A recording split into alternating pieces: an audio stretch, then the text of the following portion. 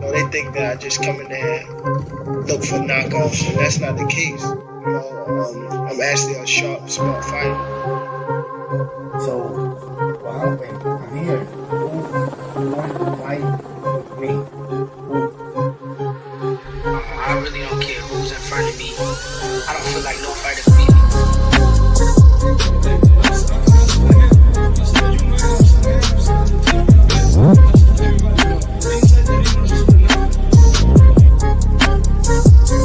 My goal is to demolish everybody, to be honest. Everybody that's in my way.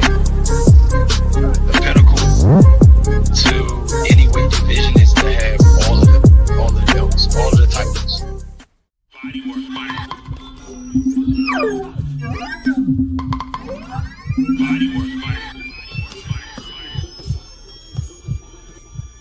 Welcome to Bodywork. Welcome back.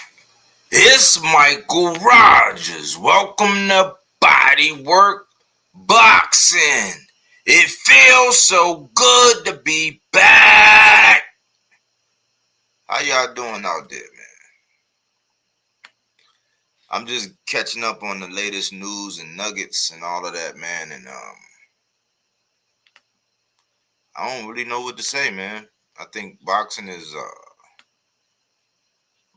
in a weird space, man. Even people you respect, man, you come out and you hear them open their mouth when it comes down to talking this boxing talk, and it don't make no sense.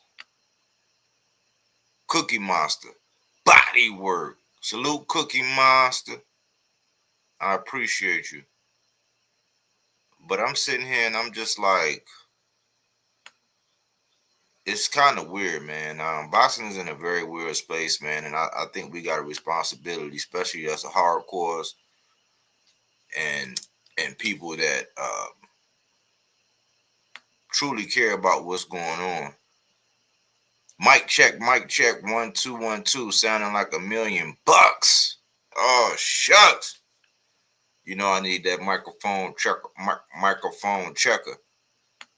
But we got a responsibility, man. The hardcores, and I'm just disappointed. Even if I don't see eye to eye on you, even if you might be a proverbial op, you know, if there is such a thing, it just never. The links that people go through and some of the things that actually come out, it's so weird to me, man. You know, I could start off on a rant. I could go by where I just seen something where Keyshawn is actually telling Schofield to reach out to Jay Prince. Like, do y'all like? I mean, you could be a fan. You know, there's a key hive. There's a core hive, it's a D hive, it's a B hive. It's Devin got his, you know, his hive, Boots got his hive, Core got his hive, Key got his hive. You know, people say Tankamaniac and all of this and all that, you know what I'm saying? But he's the most, I don't care what nobody say. As far as like level of competition and what he's able to do in the ring, given his stature and when he does it and how everybody's fighting, you know, who he wants and what the people that he's actually fought, what they went on to accomplish, and how he puts the spotlight on everybody, man.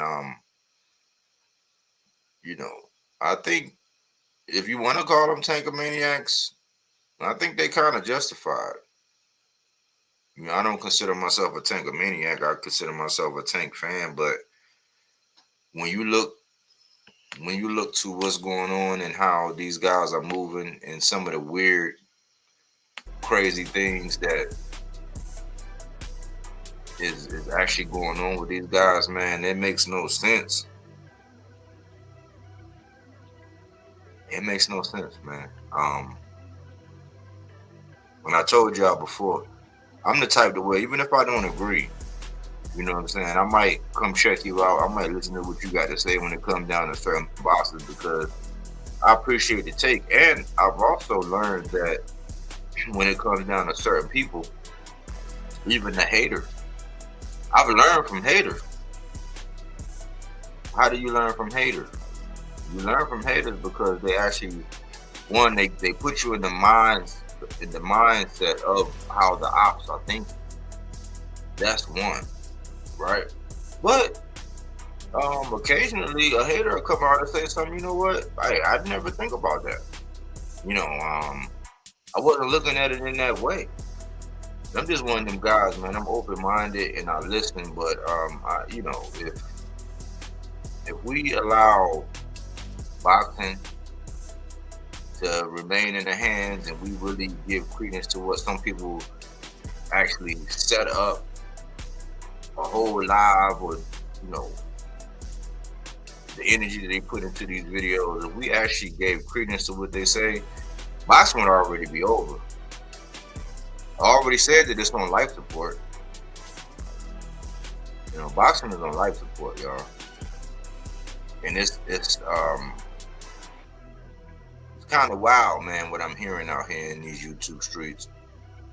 You know, but I'm not surprised. I'm not surprised. I'm just taken aback, like, wow.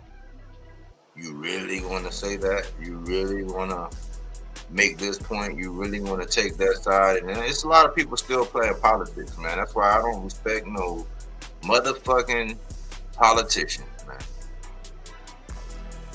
Julian Alcatraz, what's up? Salute. Appreciate you for stopping through. But I don't appreciate no politicians, man. It's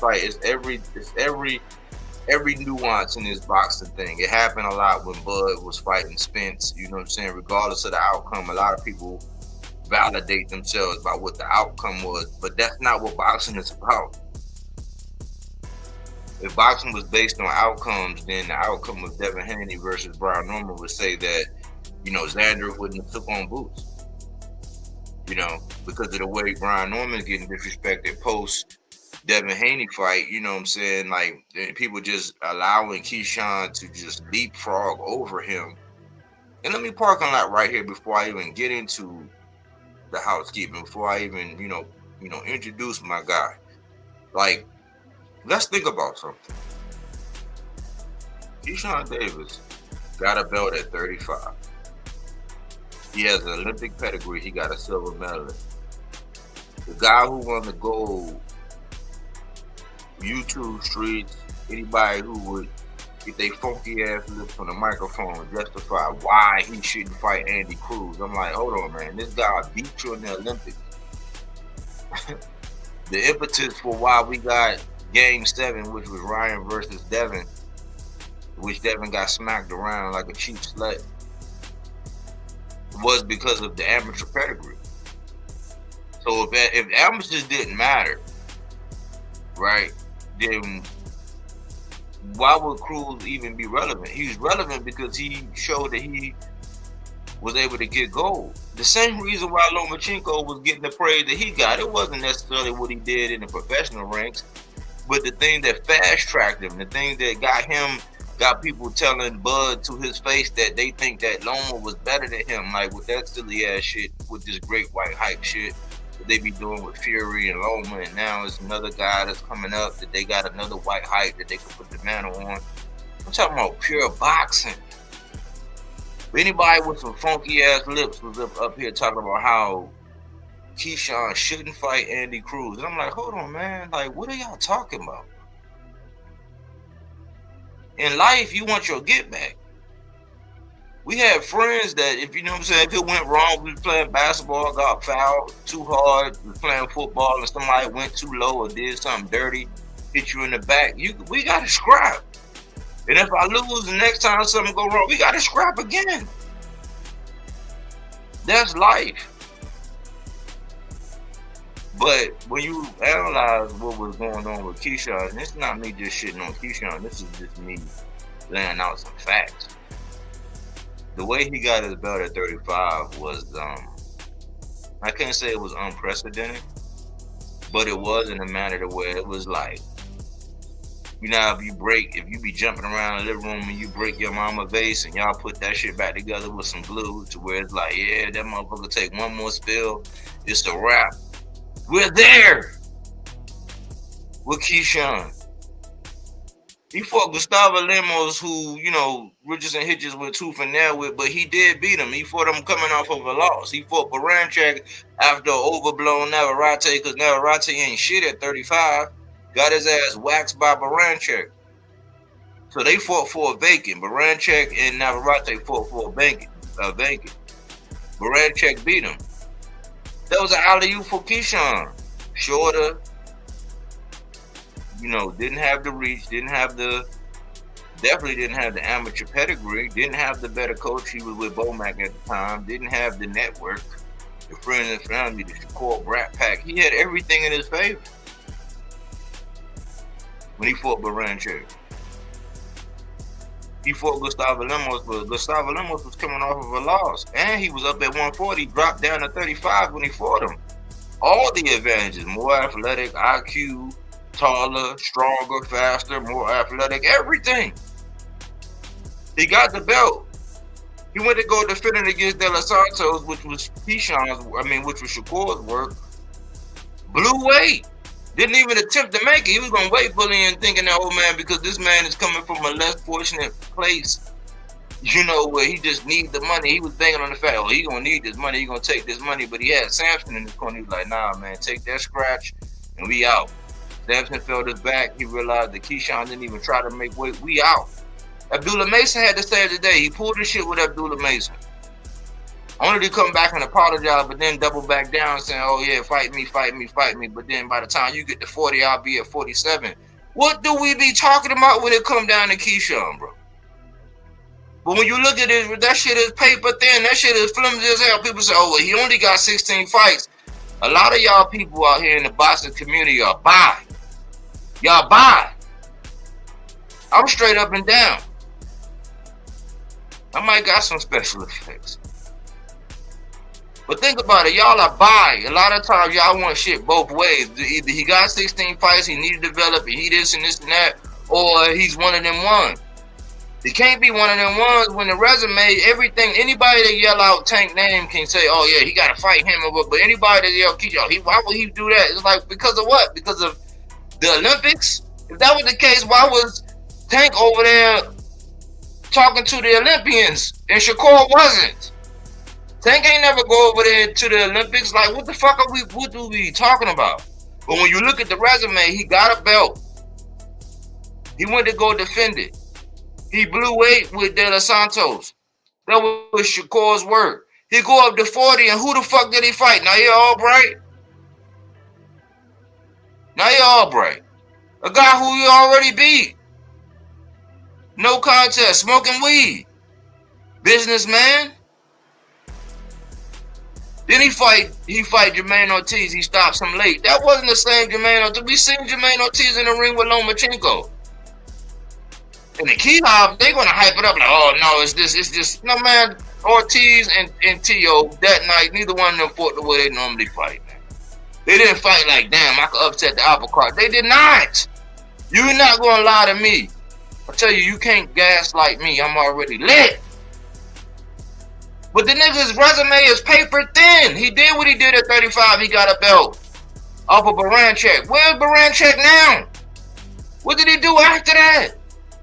He go up to 40. He don't fight no other champ. How the fuck do you have him above Brian Norman? So yeah, he's in the catbird seat for the WBO. But what the fuck did he do at 140? I be trying to tell y'all that they be up there creeping and crawling all up against all sneaking. You know how in church, if you ever went to church, you know how they be that slavery shit when they be putting one finger up to let the master know, hey, I'm not leaving, y'all. I'm just going to go take a restroom break. That's what he did at 140. You ain't never heard this man say nothing about no Gary Antoine. You ain't hear him say nothing about no Puello, nothing about no Sandro Martin, nothing about no Tito Mercado who called him a bitch. He did nothing at 40. To be number one at 47. For what? Based on what? Y'all niggas lost y'all cotton picking minds. With all this hyperbole and all this shit y'all be doing, man. Like, it comes down to the fact that, man, everybody else, especially my guy, like a guy like Tank, man, any little thing he do, Y'all up his tail with a flashlight. But y'all just let these pansies just prance around in a field full of lilies and daisies and roses. Like, shit is sweet. I think Andre 3000 told y'all that roses really smell like boo-boo. So y'all can keep having y'all rose-colored glasses, but man, when you look at the status of how a motherfucker like Keyshawn with all this, I understand. I like the dude. He from Virginia. I like him, man. I think he a crash out. I think you got to keep his ass, hold his ass close to the vest. He needs somebody that's gonna be accountable. He need a personal assistant that's gonna keep that train on the tracks, because he's one mistake away from crashing the fuck out. But like, let's stop it, y'all. Just because he's affiliated with Shakur, what put Keyshawn? Let's be real. Because this is what I was saying in real time when he kept saying Tank name, and I was like, man, that nigga don't never plan on. What put Keyshawn in the same bracket as the Shakur and the Devin and the Tank? What? He got a belt at 35. He went through 40. He didn't get a belt there. The only reason why Devin was able to do what he did was because he was undisputed at 35, and then when shit got hot, like Bill said, he said, hey, man, shit get hot, man. We going to 40, bro. Even Tank said he got a little short. We going to 40, bro. Everybody was barking that shit. When shit got hot, and Shakur got in that ring with that gay-ass Dennis Rodman shirt, and Devin got his ass up out that ring real fast, and Shakur with the sanction bodies, he used his leverage to go up to 40. When he fought Regis. But he had leverage. Devin was tenured. He had legacy. He used his leverage, unlike Richards and Hitchens, who just dropped his belt and go up to 47 like a dummy. One of my guys, but he's a dummy. What leverage did Keyshawn have? He was number one for the WBO, who Shakur had, but, you know, they got this BFF clause where they won't fight each other, so everybody gave him a pad. But then he fight. Now he all bright. Will he fight Jermaine Ortiz? What did Jermaine Ortiz? Did Jermaine Ortiz get a belt? Did I miss something? Regardless if you think he beat Lomachenko, regardless of like myself, who I think he beat T.O., regardless of what we think, what actually happened, Captain? Nothing. So for him to go to 47 and be ranked above all these killers, first of all, it's smoke. I can name at least 5 motherfuckers that'll fuck Keyshawn up at 40. You want to be honest. Fuck him up. Knock his dick in the dirt, doing bad.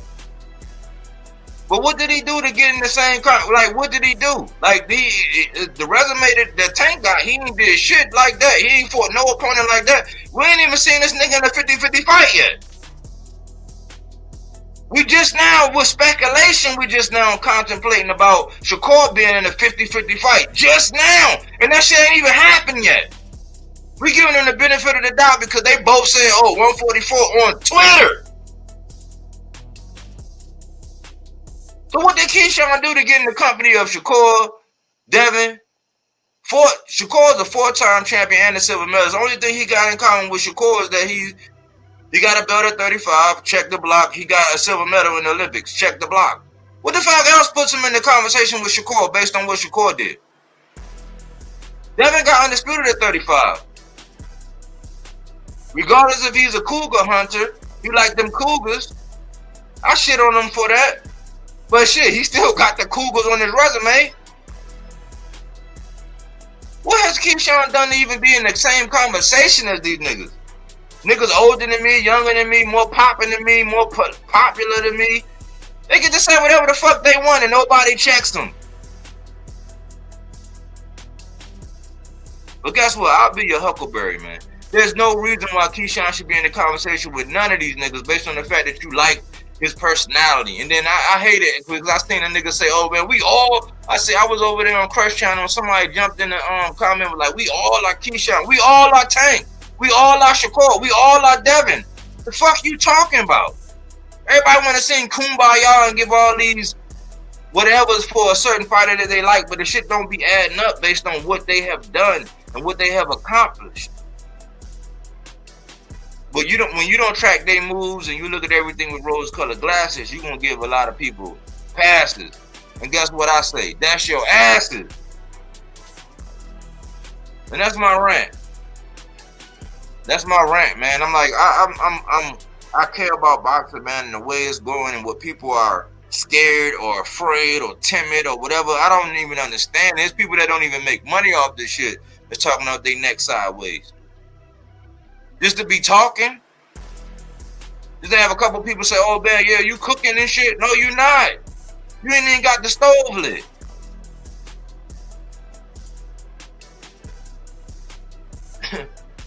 That's my little rant, man. But AC, how you doing, bro? Man, everything good, man.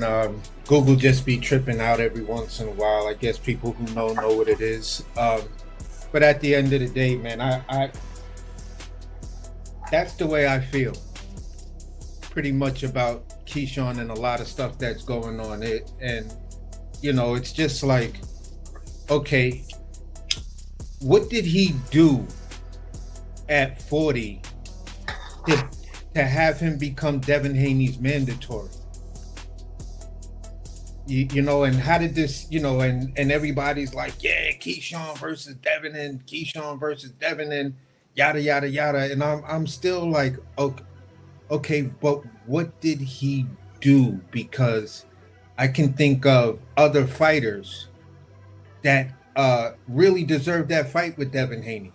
I could think of one guy in particular who, at the end of the day, if we're not talking about my guy ducking somebody, then I don't know what we're talking about. And I don't know why all of a sudden he gets a pass for ducking that guy, but him versus Keyshawn is the fight of is one of the biggest fights of this year. I'm like, word? That's crazy work. So you make claims at 40 that you're gonna go up and fight a champion. You don't fight any of the champions. You know what I'm saying? You wind up fighting Jermaine Ortiz. Decent fight. And then we're thinking about a young Latin guy who's got his foot pretty much on Keyshawn's neck. And at the same time, if I put that same energy as people were using for Morrell going after David Benavidez, and even myself, I was on that bandwagon and saying, you know what? David Benavidez is going to have to deal with David Morrell, because if he doesn't deal with this dude and lets that chase get more and more and more fans, whatever, it doesn't make him look good. You know what I'm saying? And God forbid he has a bad performance somewhere in between maneuvering around this guy or not facing him at the time, then people are going to say, well, this is the reason why you won't face him. So Keyshawn maneuvers around the guy who beat him as a pro and the guy who beat him as an amateur.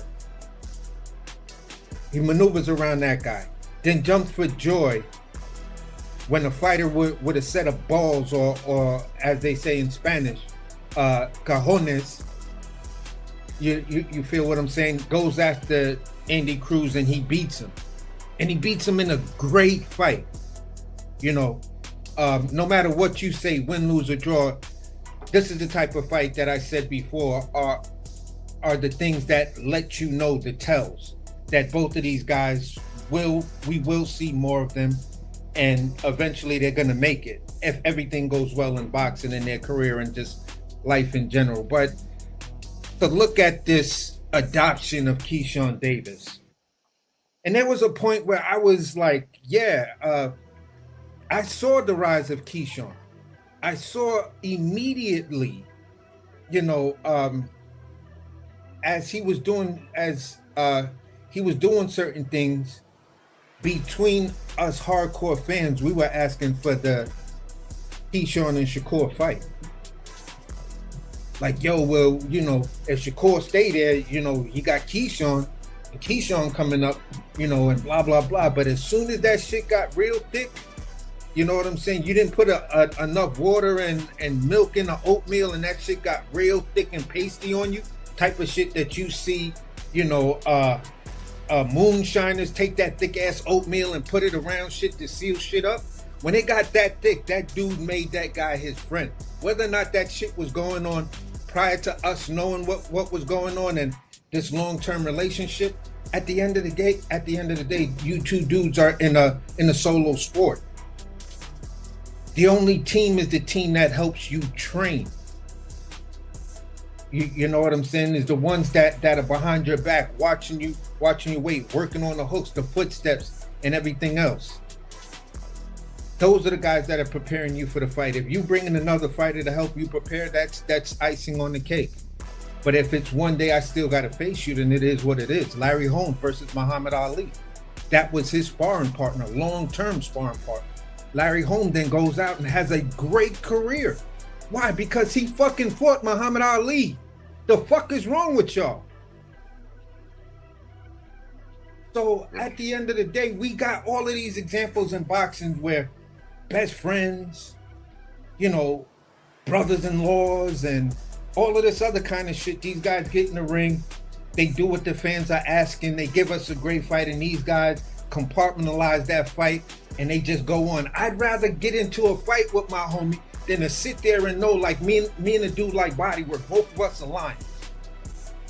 But we hang out a lot and shit like that. We get a little tossy, get into our arguments and stuff like that. You know what I'm saying? And it gets close, like people like, yo, I thought y'all was gonna fight. You know, and y'all was so heated. And it's like, yo, all you gotta do is pull the trigger. I'm not saying that's still not gonna be my homie, but we got to get this shit on, because you gotta let me know, Body, what the fuck wrong with you? And Body telling me, nah, AC, what the fuck wrong with you? I thought everything. So let's get in the ring. Let's hash this shit out. And at the end of the day, let's go to a fucking picnic after this. And we've been there. And we've been there. That's why we rock the way we rock. We done went head to head like that. So it's like we don't have none of that energy. And the thing is about Keyshawn is like, it's like you want to have it. These niggas are buy. I can't describe it no other way. They buy. They want it both ways. You know what I'm saying? It's like the whole saying of you want your cake and eat it too. You know, and there are too many blunders, mishaps, too many like question marks. Like you miss weight. Like your last fight, you missed weight. You had a belt at 35. You didn't fight all the killers at 35. You use Tank's name as clout every time. But and I was calling it out. I lost people that I thought I was cool with. I say fuck them now because shit, like, you know what I'm saying? Like, only the strong survive. But I was saying, man, this dude is full of shit, man. He keep calling out Tank name and he has no intentions on doing it. He used his name for clout. That's some, like P. Diddy said, that's some bitch assness, man. And then your resume is paper. If Shakur's resume, when you hold that shit up to the light and how they praising Padley, I just seen the Ring magazine say, oh, he barely squeaks by this guy. Like, if this guy would have dropped him, or if another judge would have saw something the other way, man, Padley would have even been a draw, or Padley would have lost, bro. And they praising him. So if Shakur's resume is paper thin, what the fuck is Keyshawn's? And then you got the whole missing weight, the alcohol thing. And then this flimsy ass thing to where they just allowing him to move based on the precipice of him being in the BFF network. Like, what do we be like? Why are y'all condoning this? Like, y'all are fucking up boxing. Y'all are setting precedents. Like, I was the first channel. Yeah, I'm gonna stand on this. I was the first channel to say, man, this French shit is gonna fuck up boxing. I'm past it. I don't ever want to see Shakur fight Keyshawn. Why? There ain't gonna be no malice. Ain't gonna be no ill will and no intent. At least if AC ever decide to get it, you know what I'm saying? If me and AC ever decide to get it on, you know what I'm saying? The fact that whatever took it there to where we decide we gonna get it on, it's gonna be on. It ain't gonna be like, you know what I'm saying? It's gonna be on. Like, I've been through this in high school. Nigga said something about my mother. One of my best friends said something about my mother. But we got described. I lost the fight. We was older, taller, stronger, longer. Like, he had everything, but it was principle. We gotta fight. Yeah. So, with this shit that all this hyperbole people giving Keyshawn, well, man, knock that shit off, bro. Knock it off, bro. The nigga ain't do shit at 35. He definitely ain't do shit at 40. Shit, I criticized Devin. Because who the fuck did Devin fight at 40? He fought Regis Prograis, he already seen Zarilla. And this is why I was digging off in Devin ass. So I'm gonna give Keyshawn a pass? Fuck no. Because Devin fought Jose Ramirez, that was at 144. That's like technically that's really at the next weight class. That's not 140. He fought Regis, then he fought Regis, he fought Ryan, got his ass busted like a grape. Then he come back, he take a year off, he come back, he fight Jose Ramirez, who was inactive, just got his ears boxed off by Barbosa. Then he jump up to 47. Devin don't even get a pass for tiptoeing past 40. Why? Because 40 is my division. You can say what you want about 154 and how hot it is, and people trying to do all this hyperbole about 147. 147 is trash. Devin won't fight Rolly. He's scared as fuck to go revisit the whole Ryan fight, and everybody's standing around. So he didn't do shit at 40 to get to 47. You fought Nair Albright, and you fought an inactive motherfucking Jermaine Ortiz who didn't fight the way he normally fights. What are we talking about? I'm not gonna sit around with a bunch of niggas singing Kumbaya and feel sorry for Keyshawn. No, y'all made them twin bunk beds lay in that shit. I been said that they was gonna fuck up boxing when they was at 35 doing that bullshit, talking about y'all friends. I said, okay, well, how's this gonna work when y'all get to 40 and 47? And goddamn it, here we are. Yep. They can't. I know D. Calico didn't call himself the boxing prophet, but goddamn it, I be calling this shit out in real time. I take all the heat. I don't get the super chats. I don't get the cash apps. I don't get none of that shit. All I get is, oh man, he just be hating. It's like, no, I just be speaking them facts, and y'all don't really want to deal with that. But it be real rap. Yeah, and the crazy thing is, they were in positions at 35 and at 40, to whereas Shakur had the belt, and guess who was sitting in the number one spot? Keyshawn Davis. So when he had the WBC belt, it was like that. When he had the WBO belt, it was like that. So it's like, okay, if you want to live in somebody's shadow, then that's up to you. But at some point, when do we as the fans call that bullshit out? And we're starting to see it. I mean, I don't know if people watched this last interview with Brian Custer and O'Shaquie Foster, but O'Shaquie broke it down. O'Shaquie broke it down in a way that just makes you laugh. Like, these dudes don't want, they want the fame, they want everything without fighting. That's like this young dude that I was trying to bring along with me and stuff like that. He had all the potential and things. And one day we was leaving the job and everything, and he said to me, I want to be rich and famous, but I don't want to have to work hard to get it. And I just looked at him like, the fuck did you just say? That is the dumbest shit that I've ever heard. Nah, dude, you cut the fuck off. Nah, because if you could say that shit in front of me, knowing how I've been talking to you and how we've been rocking out like that, and for you to come and say some shit like that, bro, I can't have you around me. You know what I'm saying? And that's just the type of individual I am. I don't want to half go get it. I don't want to partially go get it. I don't want to use words like I'm trying. You know what I'm saying? I'm like Nike. I just do it. You know, and if I just can't do it, then I don't do it. And it's just that simple for me. It's binary. Either you're doing it or you're not. And I think if boxers, like some of these guys that are out there, if they take that attitude, because you listen to them, you listen to a Shakur Stevenson at 26. Like I said a while back ago, have Shakur Stevenson when he was at 126 pounds. Review Shakur Stevenson at 135 and 140. Just review those two right there. That younger Shakur gonna say, "Yo, bro, how did you grow up into this bitch? I have no respect for you. You disgust me because this is not how we talk. This is not what we was rocking with."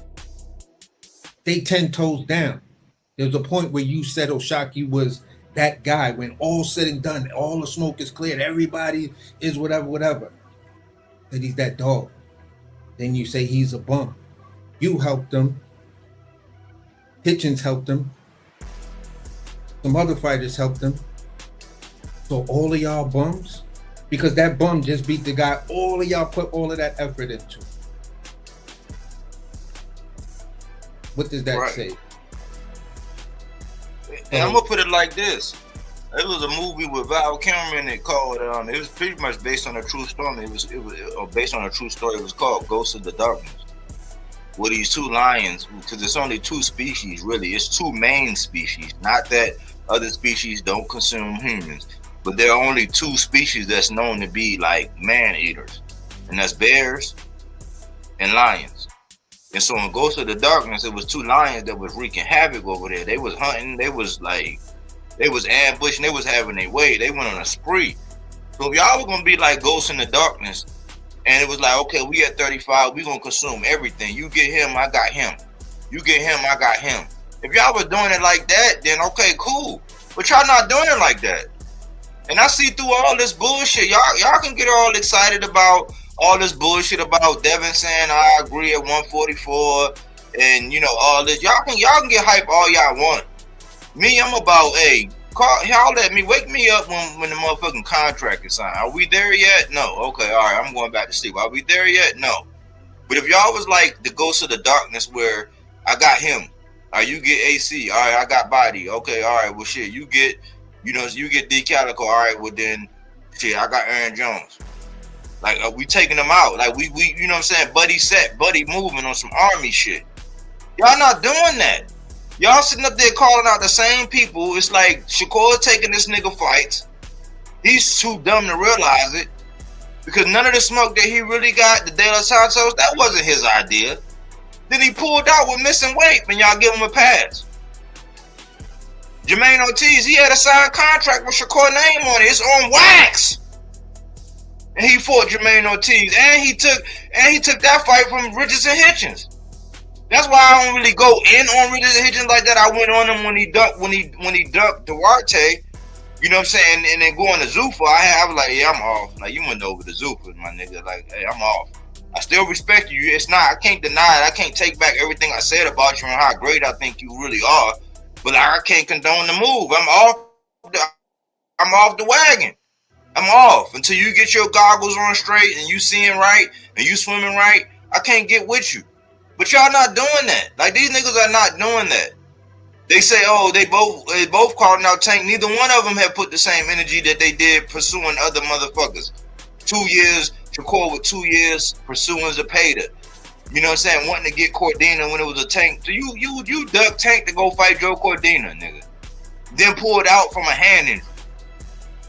Nobody says nothing.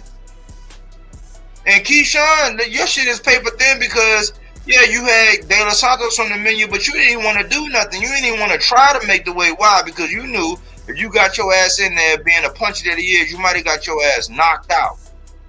Then with rumors that Jay Prince was trying to sign this nigga. That's why I say I don't trust no ops of no Jay Prince fighter. Only one I'll trust right now is Devin, because Devin got so much to lose that he ain't gonna let mob ties convince him into putting his hands in his pockets. It's do or die if it happened. But y'all can sit up there and give these niggas all this praise and all this credit, but what's gonna happen? Mark my words. And if I'm wrong, I'll eat crow. But what's gonna happen is they're gonna do these negotiations long enough for Keyshawn to go pick another dumbass opponent, right? And then the negotiations gonna fall out, and Devin gonna be like, well, shit, I gotta stay active, so I gotta pick somebody that's gonna be a nobody. Watch. So y'all get all excited about this 144 bullshit. You know what I'm saying? I don't agree with it. Why? Because I'll put it like this. You go get a ring. You pay a certain amount for it. You go get a chain. You pay a certain amount for it. You fuck off You don't live up to your limelight. You don't upgrade and all that, and all of a sudden you find yourself at the pawn shop. The pawn shop not gonna give you the value of what that ring really is worth, and that's the way I see this Devin and Shakur fight. Y'all gonna let a nigga like Dana White capitalize on one of? Because people were saying that's the biggest fight. The biggest fight is not Devin versus Shakur. That shit came out of nowhere. Like, yeah, we been wanting to see him fight and all this, but that's not the biggest fight, especially at no catch weight where it's like, oh man, both niggas gonna have excuses. You know what I'm saying? One party gonna be like, oh yeah, I was drained, and one nigga gonna be like, oh shit, I had to move up. I only had one fight at 140. It's too much there. It's too much meat on the bone to make excuses for the loser. That the value of it and the person that's gonna reap the rewards. Why? Because Dana is in the right spot and he got all these persons that's on steroids for making all these mismatched fights. He's gonna get the glory for it? No. It's like if y'all would have fought who y'all was supposed to be fighting, this shit would be blockbuster and pay-per-view. And y'all would get y'all full equity of it, and y'all wouldn't have to go over to Zuffa to sell your butt to do it.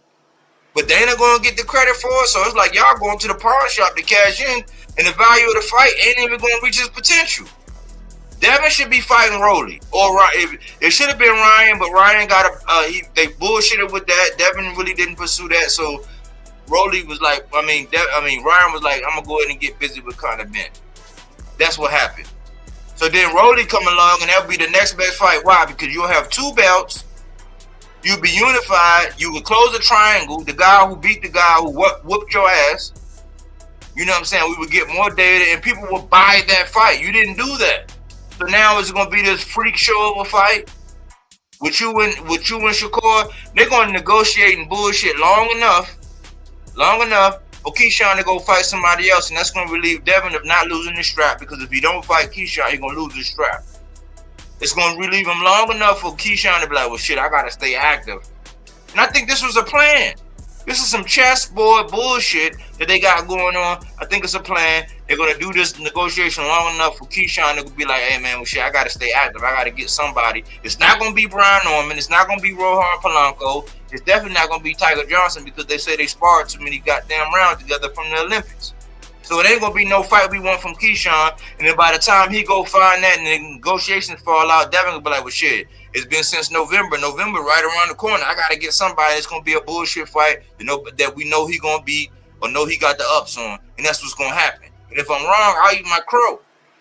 But y'all can believe this 144 bullshit all y'all want. I'm not giving these niggas no benefit of the doubt. And Shakur doing the same thing that he did when it came down to him and O'Shaquie. He waited long enough for O'Shaquie to go ahead and get it on with Ray Ford to say, hey, I want to go get Moritaya. Now Moritaya got a fight on the line, and what? It's going to leave Shakur in limbo, be able to pick a motherfucker out of the blue, somebody that might got a name or whatever, and then it's going to be another bullshit ass fight that we don't want. So we definitely gonna get Shakur versus Keyshawn. We're not gonna get Shakur versus Devin. We ain't gonna get Devin versus Keyshawn. And everybody just gonna shit on Tank the whole time. But Tank about to fight Schofield, and everybody shitting on that. That's not a good fight. But it was a good fight when Shakur had him on the hook. Knock it off. So I'm sorry to rant, but like this is the bullshit in boxing. We ain't even getting into the housekeeping, man. I'm gonna go ahead and get into the housekeeping. You got anything before I get into this? No, I was just looking at the 147-pound rankings and stuff like that, and I just still find it amazing that Bill said there is, and not only Bill, but I've heard other people that are in the mainstream of boxing media talk about there's no smoke for Devin at 47, so it makes sense for him to go up to 54. You know what I'm saying? And challenge somebody up there or whatever. So I'm just like, yeah, this whole thing is just ugly. It's the type of thing that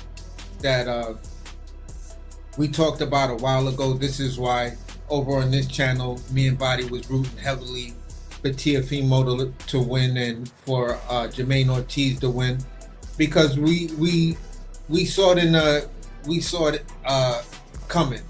It's like, when it gets ready to rain, the sky gets dark, it gets a little bit more breezy, especially on a hot ass humid day.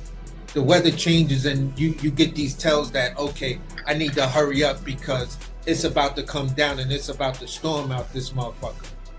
So you want to get to that place, get to your shelter, buckle down and stuff like that, wait for this little, storm to pass and things like that. And that's kind of what we was doing. And it was just like, yeah, this shit's about to get real ugly. And, if I'm hearing a homie like that rant like this, then, it was understand this, it's worse than what we thought. Like, we thought it was going to be bad, but this is like, wow, bad. We're looking at people literally duck. And these people fan bases are not blinking an eye, will not say nothing. They have completely just disappeared from the zeitgeist of whatever, but they pop up when you want to shit on somebody else. So yep. I just find that weird, and that's where I'll land at.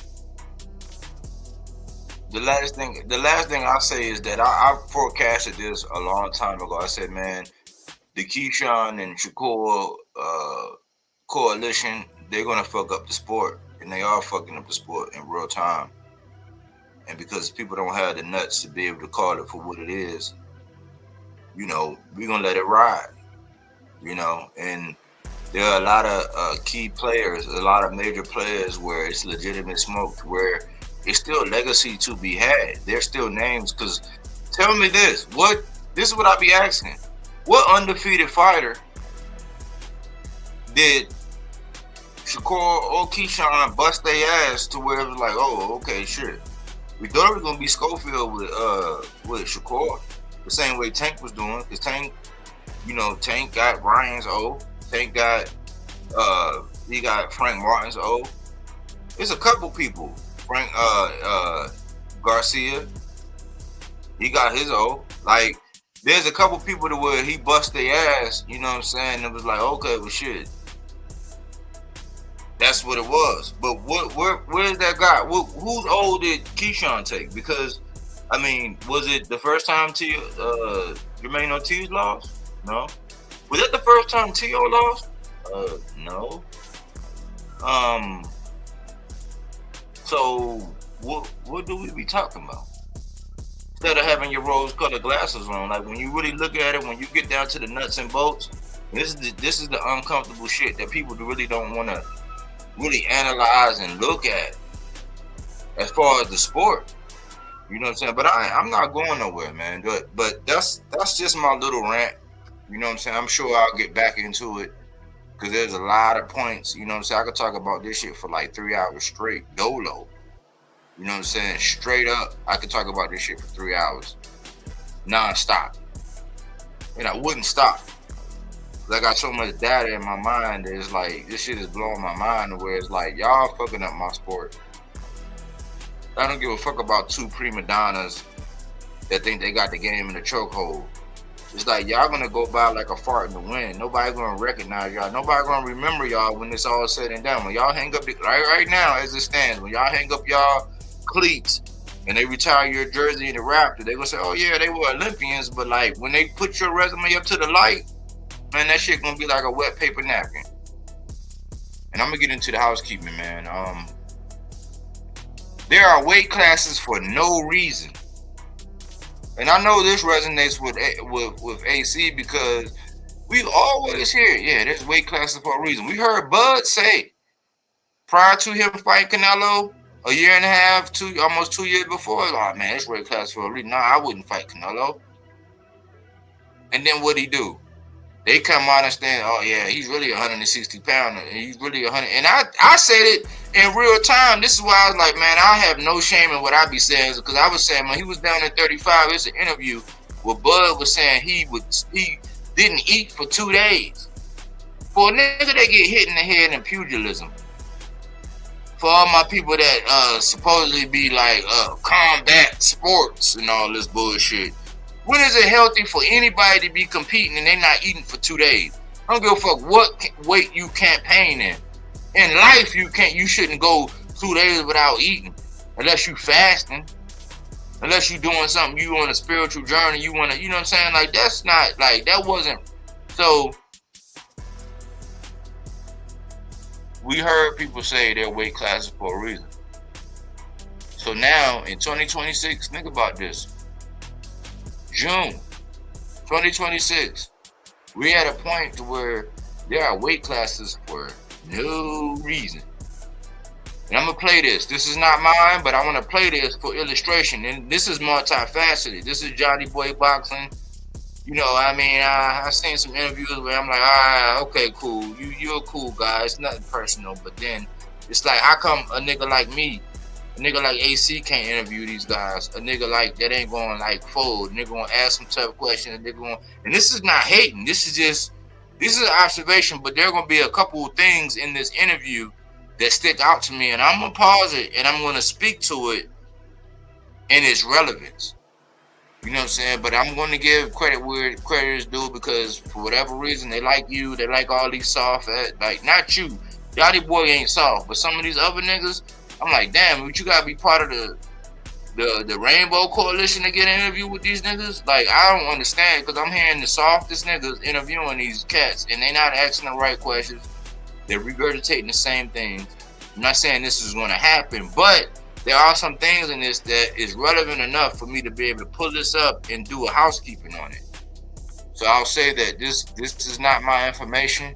This is for copyright purposes. Copyright disclaimer under Section 107, the Copyright Act 1976, allowances made for fair use. This is fair use for purposes such as criticism, comment, news reporting, teaching, scholarship, research. Fair use is use permitted by copyright statute that might otherwise be infringing. I'm not infringing. Non-profit, education, or personal use tips the balance in favor of fair. That's all I really ever do. I always just tip the balance in favor of fair. So that's why I'm doing this. This is not my material. You know what I'm saying? Shout out to the guy for actually getting the interview. I'm not hating at all. Get your money, little duffel bag boy. But let's look at it. Let's look at this.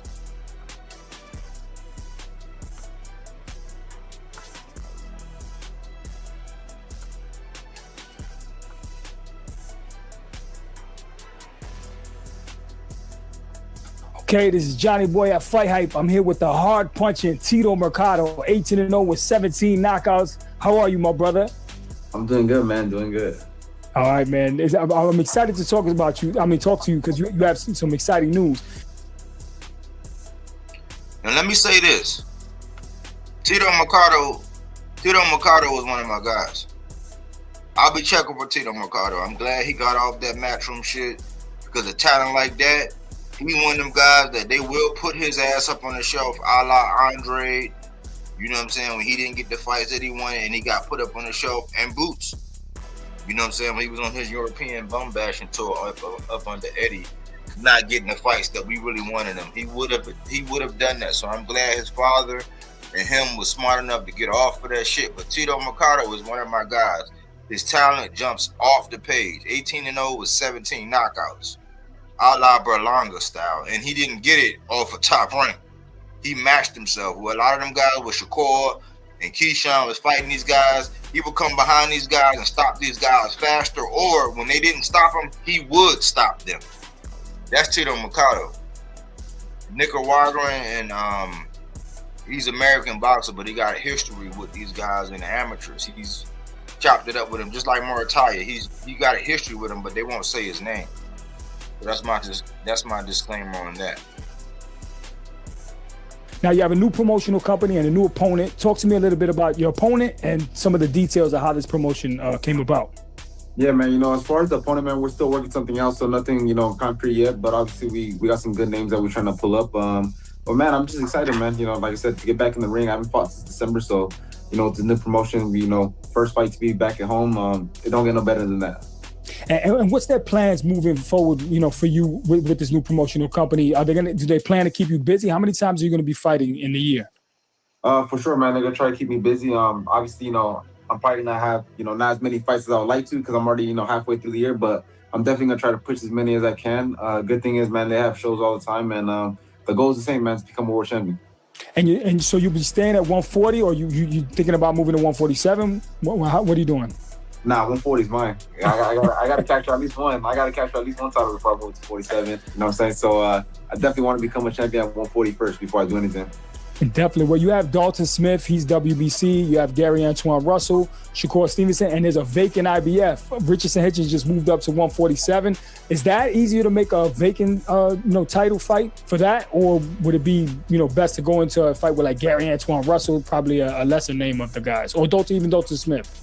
I think whatever. I mean, honestly, I think whatever opportunity comes first. Like I said, I don't see no other fighters. Not even. I'm like, obviously, I'm not gonna include the champion, but any other fighters that are in the top 10, I don't see none of them raising their hands to fight me. So, honestly, man, whatever opportunity I get first, whether it's for a vacant or not, I think they just ordered a mandatory though for the vacant, Delgado versus I think his name is Arthur something. I think they just ordered that one. So, whoever comes out, we. Now I give Cheeto credit because some of these guys, they be talking their shit and they're not watching, but you could tell he's paying attention because he's really hungry. That's always an indicator of, okay, are you really in the sport, or is just a cash grab, or you just in it, for a minute. He's not. He's in it to win it. Of course, and that one, like I said, whoever's, ready to give me my shot first, and I'm cool with it. Do you feel that maybe because you're 18-0 with 17 knockouts that you're dangerous? It's a high risk, low reward situation where why would I fight Tito Mercado and get knocked out? And I'm not going to make big money, might lose my title. I'd rather fight somebody for big money if I'm going to lose. What do you think? No, I think so. I mean, look, I don't blame him. I mean, most of my knockouts in the first 3 rounds, right? If you're an elite guy, you shouldn't be getting taken out in the first 3 rounds. So, my new game plan from now on is start knocking dudes out in the 8, 9, 10. So they get a little comfortable. They think they can take me. So, it's my new game plan now. Sorry from now forward, because I can't get no fights. So you got to play kind of possum. You got to play with them and okay, look, now Tito's power is not as dangerous as it is, and then entice them to get you to fight. I gotta make them, obviously I'm gonna still look good, but I gotta make them think that I'm not the boogie, I'm not invincible no more. I gotta make them be like, oh, okay, we could go there, we could beat them up, you know what I mean? So I gotta give them that type of fight. Obviously, I'm still looking good, but I gotta let them think that I'm slowing down. Yeah, that's a good strategy. Now, if you do have to pick somebody at 140, who would you pick and why? Obviously, I mean, it's no secret that obviously I want to fight Shakur, right? I've been having a thing with him for a while already. You just get on my damn nerves, but I mean, ultimately, man, I mean, there's just so many good fights. Dalton Smith, Antoine Russell. Man, I don't know. There's just so many good fights. But if I had to choose, obviously my pick would be Shakur. If I went to 47, it'll be guys like Ryan Garcia, Teofimo Lopez. Well, I've been wanting Teofimo when he was at 140, but obviously he's 47 now. But I mean, there's so many guys, man, that I could pick from. Realistic in my opinion. But let's let this play out, and then we're gonna get to what my point is for the housekeeping. But just keep listening. Open your ears. 40 to like 54 is so hot right now. Too many guys that you could just choose from, to be honest. They just gotta be willing to fight now.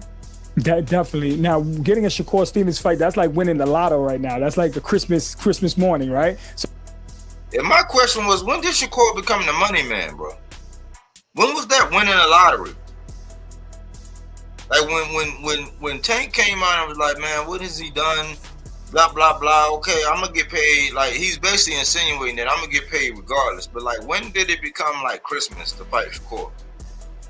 Like, the opportunity to be able to beat a guy that they label as pound for pound and all this hyperbole, okay, cool. But, like, when did he become the money man or some shit? Like, when were you going to get, like, a record-breaking payday or whatever? Like, if your name not Josh Padley, where you was up on the roof as an electrician and then all of a sudden you fight Shakur and get stopped, and now you're a full-time boxer where they invested in you and you get a shot at a British title. I ain't talking about that kind of bullshit. But, like, listen to this shit. When was Shakur ever the guy that was going to be like, oh, okay, cool, I'm going to get my highest payday, I'm going to do whatever? Because remember, even going back to Jamel Herring, he raked Jamel Herring, who was his friend, by the way. He raked him over the coals. He went to the sanctioning body. Remember how everybody was shitting on the sanctioning bodies? Like, no, Shakur knew the value of the sanctioning bodies and what they provide, and he got them to average, because that's when everybody highlighted the fact that, okay, well, when you're in a position where you might have been getting paid more than the champion as a challenger, They'll take the average of your last 3 paydays, and then they'll make something commensurate to what you've been getting, and they'll make it work in that fashion. But when did this nigga become Santa Claus? Did I miss something? Or is it something Johnny Boy know that I don't? Not sure. But let's put that in the rucksack and march on. That's going to be kind of difficult because he's going to pick and choose who he wants to face. Now, Gary Antoine.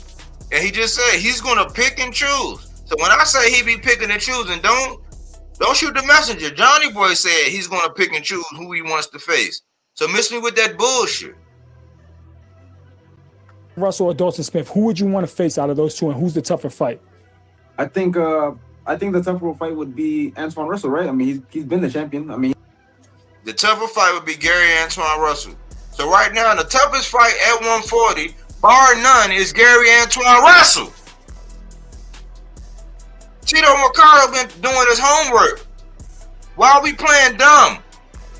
Because we heard Shakur being more vocal about fighting Dalton Smith than he was ever of Gary Antoine Russell. And ain't nobody saying shit. But the fighters know what's up.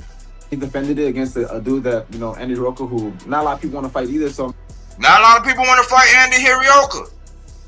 One of me and AC guys.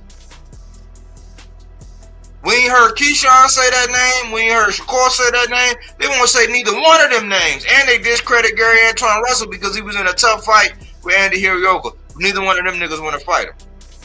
Go figure.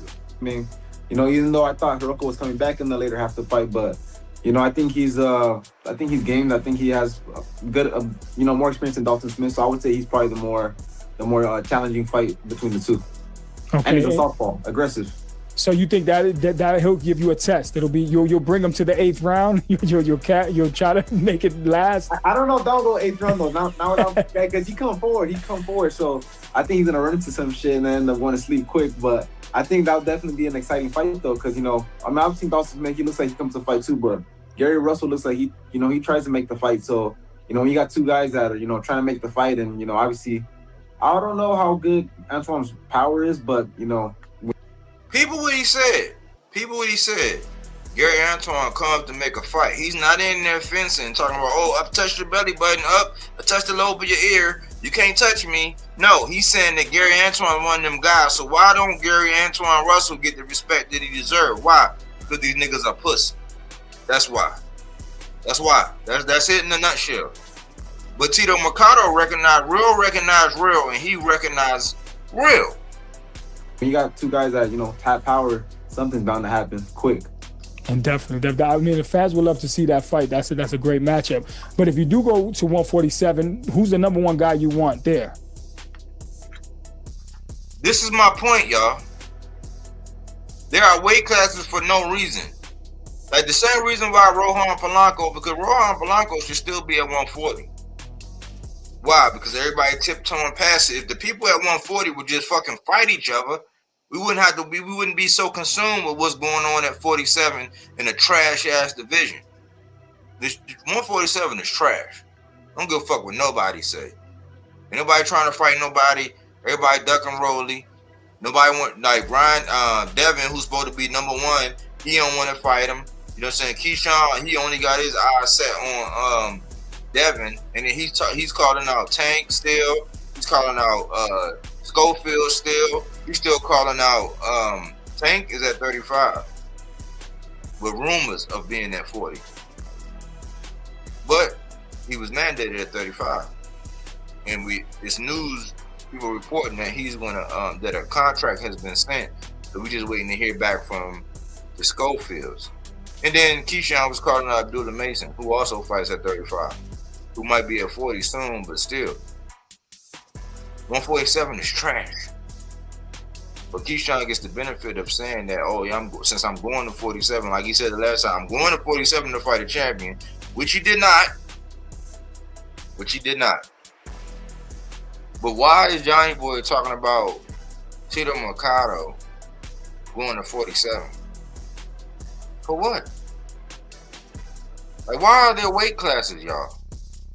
This is what I be trying to say. Like, where did the lines blur to where it's like, you know, when you think about it, man, like the reason why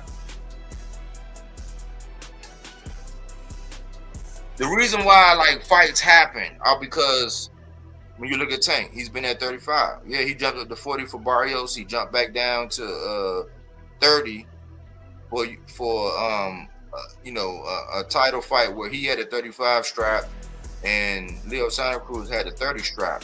But that's pound for pound shit. When you jump up to 40 and fight a guy, granted he didn't have the full title because that's when Josh Taylor was reigning, but he fought Mario Barrios. But you can clearly see that the advantages that Mario Barrios had in that fight. He still stopped him. Then he jumped down and he might have the knockout of the, you know what I'm saying, I don't know, decade. When it came down to him, Leo Santa Cruz at that point in time, that's pound for pound shit. But like, our boxing has always been based on the fact that you campaign in a weight class, you dominate that weight class. The same shit that got Errol Spence and everybody around him talking and doing all that. Why? Because he dominated. Up until the Bud fight, he was the guy at 47. You cannot convince me otherwise. So why is Johnny Boy talking about 47? Did he get a memo? Did somebody got a hand up his back to make him say that? This is my point. But let's continue. Damn, man, like it's something. I think Ryan Garcia probably. Because that's the super fight. That's the money, the payday, right?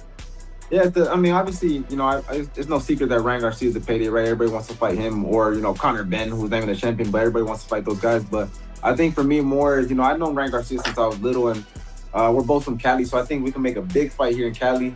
We go do one like at the crypto arena where they used to do big fights. So I think the whole build up to it would be great. Obviously, I'm gonna talk my shit to him, and we're gonna do a thing. And like I said, he has power, so at least only with the left hook he does. So it should be interesting to see how that goes. So what's your message to Ryan Garcia? Because if he's listening, I like to play matchmaker up here so we can try to make these fights happen. What's your message to Ryan Garcia? Man, my message to Ryan Garcia is, if when I go up to 147 and I become your mandatory, bro, don't run. Because like I said, this is what I call a wasted shot. Like, it's the same thing when Keyshawn was getting in the ring saying, knock, knock, Tank, knowing damn well you ain't gonna fight him. It's like, no, call out a name that's more realistic that you to fight next. It's no reason why Tito Mercado should be named. Like, yes, it's his job to say, I want that smoke, but he's a 40-pounder right now, right? Talking about a 47 guy. So why is Johnny Boy urging him to actually say and give a campaign or commercial to Ryan? Why? Ryan could be like, man, I could pick you. For one, I'm an underwear model.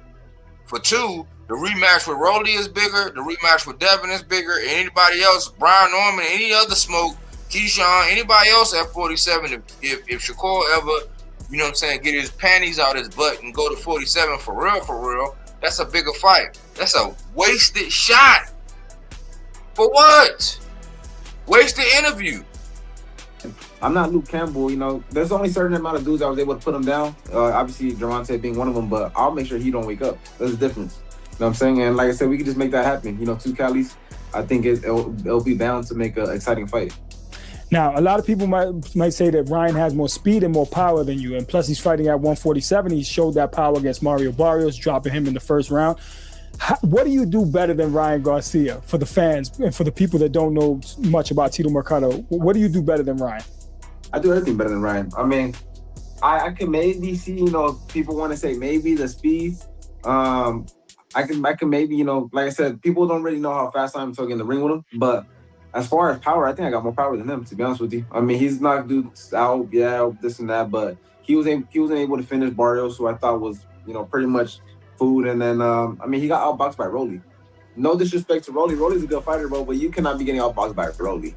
It's different if he's getting the best out of you inside, but you're getting outboxed by Rolly, you're not a good fighter. And then, like I said, all these guys, when they... This is what I was saying, going back to the episode the other day, man. PBC need a guy. I put my name in the hat, man. My number is going to be decent. Even though I'm not for sale, I'm just going to do what I need to do decent-wise.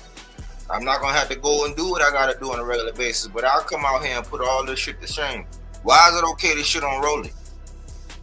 Like, why is it okay to dismiss his skills because he beat Ryan? Because we don't get the benefit, Errol Spence don't get the benefit of the doubt to say, oh man, it wasn't his night against Errol Spence. but we get the discount Rolly because he outboxed Ryan. He did some shit to make Ryan put his hands in his pockets. Why don't Rolly get the credit that he deserved? Why don't he get the benefit of the doubt saying that, hey man, I might have came over here, my father might have swam over here, we might have came over here from Cuba and did, got it out the mud, and I had a martial arts background, but I found my way into boxing. I went through the ring, I got my stops, Tank put me on stilettos, Cruz stopped me, but look at what I did with Ryan. Why he don't get no fucking credit? Because ain't nobody out here advocating for nobody from the PBC. That's why. Lose or they look bad, they have 100 excuses. So Ryan Garcia's, he's food for me. And definitely. And another guy that holds the title there, Devin Haney. You don't like him personally, right? Devin Haney? I got nothing against him, but look, I do. You're okay. I'm not. Obviously when we fight, shit, I ain't cool with him, right? No, that's good. I'm gonna be honest. I do respect the fact that I do give him credit because I do like the fact that he fights fighters. I give him that. That's something I can respect. You know what? Other fighters that claim to be this and that, like Shakur, he fights dudes that he spars or that he knows already real well. So I don't care what nobody says. What did I say about Shakur? He fight guys where he got sparring, where he know he already got the up, or he pretty much already took the quiz, so he know he can pretty much pass the test. Unless there's some unanswered questions on there, but the fact that he aced the quiz, he gonna take the test because he aced the quiz. He's just a boxer. I'm just a content creator. I'm saying the same shit, but I said it a minute ago. He knows him already. He knows what to kind of feel. Devin Haney, I give it to him a little bit because I feel like he actually wants to get these fights, so I respect him for that. But don't change the fact that I whoop his ass. That's two different things. I respect him as a fighter. I'll still whoop his ass in the ring though. It's different, but that's definitely a big fight. All three of those guys, Dalton Smith, Ryan Garcia, Devin Haney, and even Conor Benn, like I said, who's not really. Those guys are, I think, like the biggest draws at 147 right now. Absolutely, I agree with you. Now, Devin Haney, I think he has one of the best jabs in boxing, either one or two. How do you get past his jab and beat him when he's on his bicycle, and then on the inside he's going to clinch like an octopus? He's going to hold you wisely. I give him that. How do you beat Devin Haney?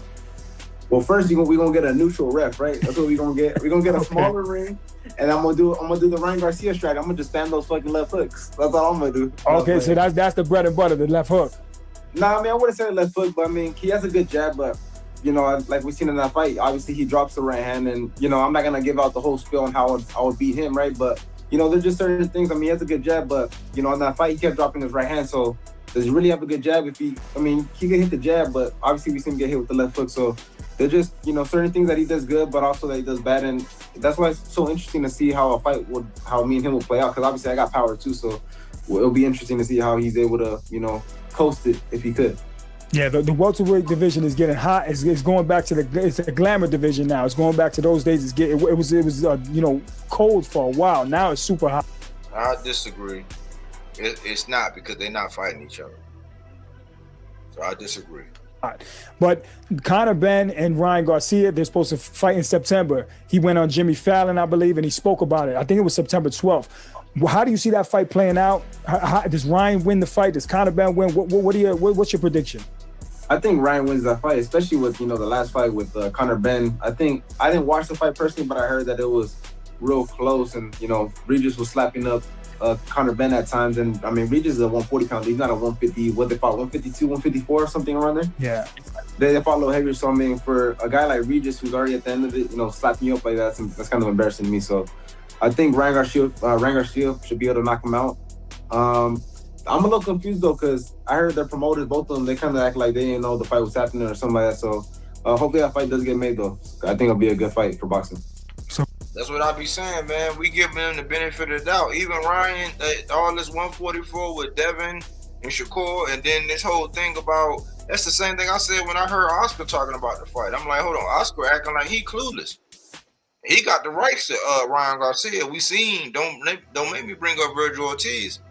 So that shit ain't even etched in stone, but all the while, they get the benefit of the doubt. Ryan gets rid of Conor Benn. You don't respect Conor Benn's skill at all.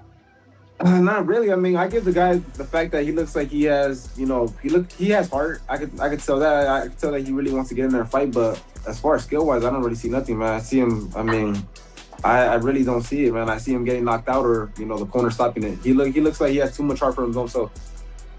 That's how I see it. I think Ryan gonna knock Conor Ben the fuck out. I'm putting money on that. Definitely. Well, we look forward to that fight. Let's see what happens, see if Ryan's victorious, and then, you guys can mix it up. Maybe you have to move to 147. If you can't get a fight at 140, I think the guys at 147, they'll welcome you there, right? I hope so. I hope so. I mean, that's all we could do, man. We could just hope. Like I said, a lot of these guys, they're not real fighters no more. A lot of them don't want to get cracked. So we just got to see and find out.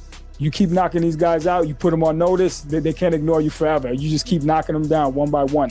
But switching gears real quickly, moving up another division, the junior middleweight division, 154 pounds. Jaron Ennis is facing Xander Zayas. He's a 5-1 favorite. What are your thoughts on this fight? 5-1 is wow. 5-1 is crazy. Well, how do you see this fight playing out? I don't know, man. Look, that fight is definitely. I think for sure it's a good fight. No doubt about that. But I think they're pushing Zayas a little too fast. But also, on the other hand, I feel like with that being said, I think you can kind of get the notion too that if Zayas loses the fight, they're like, well, they kind of pushed him quick. So he kind of has a little backup plan because either way, I mean, he's gonna look good, but they're like, he was still too inexperienced. So he kind of has a backup plan, I think, gonna say. But if he wins, right, people gonna give him all the praise in the world for beating Boots. I don't personally see him beating Boots. I think Boots. I don't know if he stops him, but I definitely, if he does, it's gonna be a late stoppage. I think he gets a decision win. But Boots is, man, he's a good fighter, man. What can I say? He's definitely slick. He has all the attributes, I think, to become the champion. And I got Boots, man. If I had to put my money on it, it'll be Boots. Yeah, definitely. I think it's a little bit closer than 5-1. I think it's more 3-1 because Xander is comfortable at 154 pounds. He's fought in there for years. He's probably walking around 160, 165. But if Xander Zayas is successful and he beats Boots, where do we place him at 154? Is he going to be the top guy at 154? I think so. I think definitely. I mean, you got to give it to him. I think at 154. Even though Boots hasn't been at 154 for too long, but I mean, if you really if we're being realistic, Boots been at 154 for a while now. We all know that he's kind of drained himself a little bit to stay at 147 to capture another title, right? But Boots is not a small guy either, and I think with that victory there, I think definitely puts him at the number one for 154. I mean, you got Fundora, who I think will be a close, if you want to debate on it. But Fundora hasn't really beat anybody young like that. Keith Thurman, I wouldn't put him, Keith Thurman's a little on the older side. Boots is, a guy that's in his prime, so I'll definitely give him more credit for a win like that. So Xander beats Virgil Ortiz as well. He beats Fundora, beats everyone? No. I didn't say he beats everybody. I said if he beats Boots, I'll give him credit in the sense that I'll put him at number one at 154. I think he could beat Virgil. Fundora, I don't know, it's a little tricky just because he's so damn tall. I think he throws a lot of people off with his height and how he knows how to fight on the inside. It's so weird how he swings them uppercuts from all the way down there. So, but I think he could definitely be majority of those guys. But obviously with that win right there, I think that'll put him to the top. I think sky's the limit for him if he's able to pull off that fight. That's the only thing I don't know. You know what I'm saying? I don't know, man. I'm defaulting to Fundora.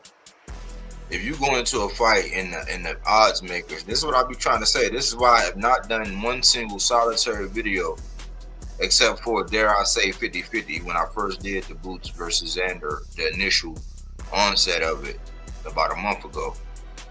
This is why I don't do content on Boots versus Xander, because you go into a fight where you're a 5-1 favorite. It's like you're a 5-1 favorite. This is some Shakur shit all over again. So what we gonna say? If you win, use a 5-1 favorite. It's just food for thought. Let's say you're in Xander Zayas' camp. What would be the game plan that you would give him to beat Boots? Well, for sure. I mean, obviously that's hard, man. Definitely, when I seen dudes that move on Boots, I seen Boots have a little bit harder time.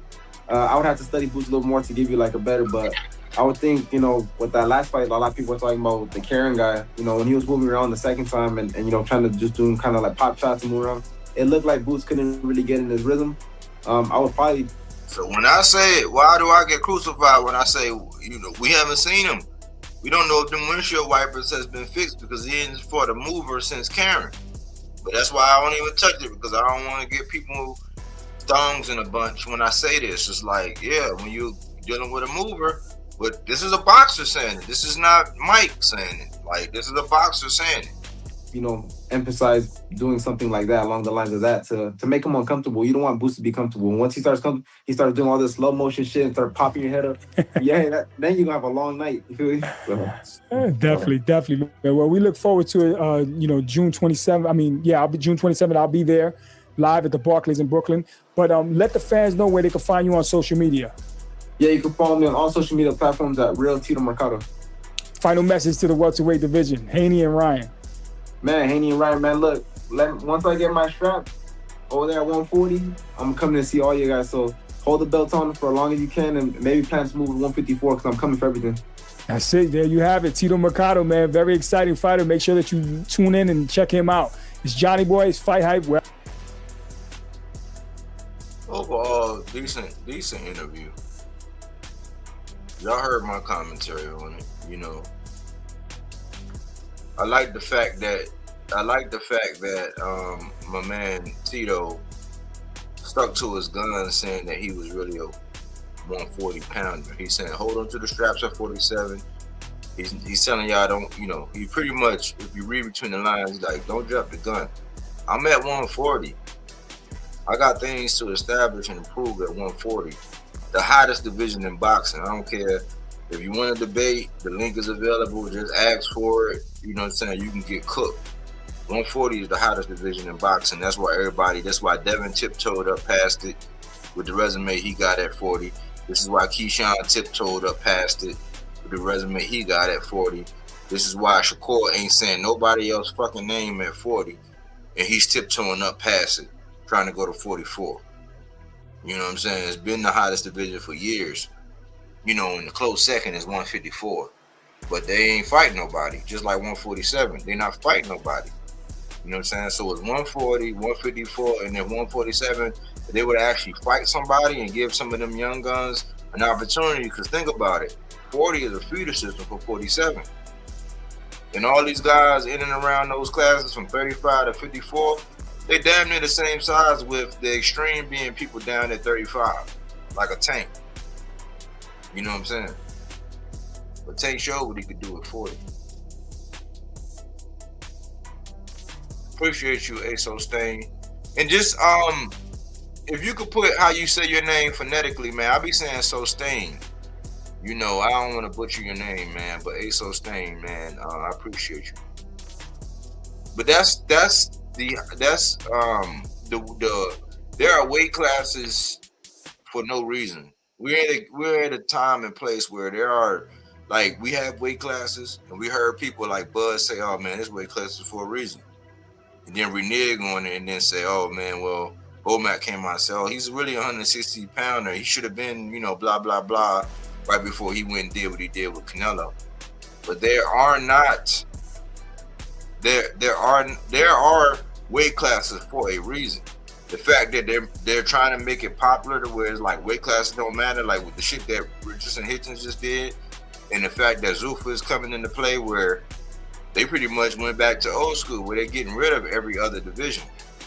The people that might be 40 are being forced to fight at 47. So if Shakur went over to Zuffa, it'd be real interesting, because it's either 35 or 47 could go over to Zuffa. Think about that. So Stan. Okay. All right, I got you. So Stan. All right.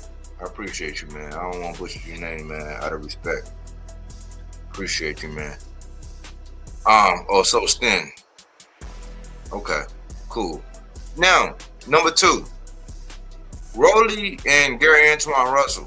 That's what Gar is. Gary Antoine Russell. Y'all gotta be more vocal, man. It was you welcome. Aso Stan. You welcome, man. You're a real one, man. I know from your comments and your input, man, you're a real one, man. That's why I say that's what the 300 is all about. It's a niche market where we attract people that cater to what we're all about.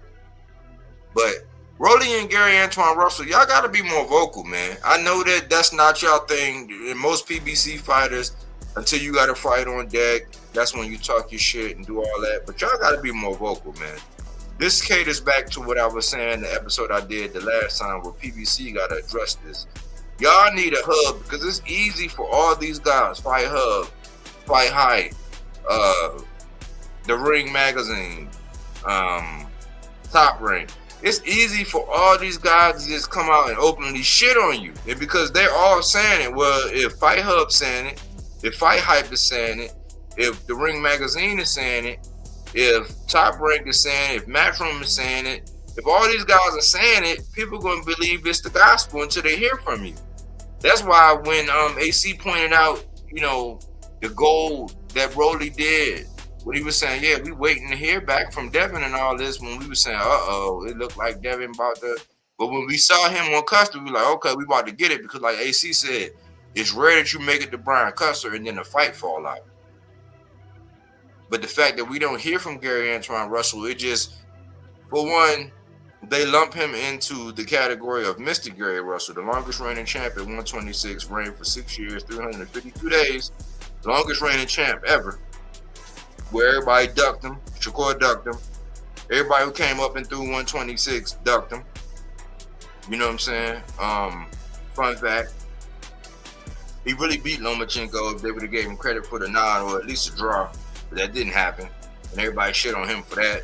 He really beat Mark Maxeo when he fought him with one hand, where his, as a southpaw, he's right hand dominant. Right hand is in the front, and he had a bad left shoulder.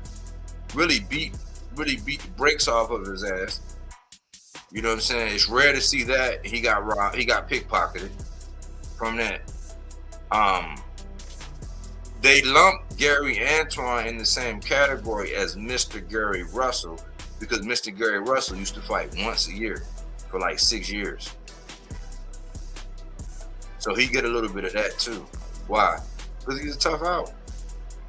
People are not lining up, knocking and ringing Gary Antoine's doorbell, say, hey, I want that smoke. I just told y'all that Shakur Stevenson, outside of Dalton Smith, he won't even say his name. Why? He used to go down there and spar them guys.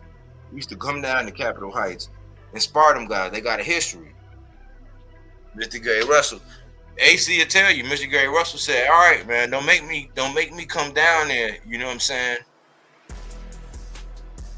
But Rolly, we need to hear more from Rolly, man. The last thing I think I heard was that he was saying he would retire, but he get all this bullshit about how, he's avoiding his mandatory. But I'm like, hold on, that was Stallion's mandatory. That was Boots mandatory. Rolly inherited the mandatory. But all the talking media heads just put it all on Rolly like he's avoiding him. It's like, no, Rolly just came off of momentum from beating Ryan. So he wants to capitalize on that and get big fights. He sent the offer over to Devin, and Devin said the money was good, only to end the negotiation say, oh, man, the money wasn't right. Well, how the fuck was the money good at first, and then the money became bad? That shit was like a banana sitting in the windowsill in Arizona when it was 120 degrees outside and no AC. Money just went bad, like Dave Chappelle. I wish I had 2 more hands so I can get that 4 thumbs down. The fuck y'all talking about, man? Y'all gotta be more vocal, man. Why? Because PBC don't got a hub, man. They just shitting on Rolly. They shitting on Gary Antoine. Tito, a 140 pounder, know that that's the most dangerous guy in the division. He said, I question his power, but he's like, man, at least he come to fight and blah, blah. He fought a guy, Andy Hirioka, who nobody wants to fight. It was some jewels if you only open your ears and listen to what he had to say. But we don't hear from Gary Antoine. We don't even hear from Mr. Gary. But Rolly and Gary Antoine got to be more vocal.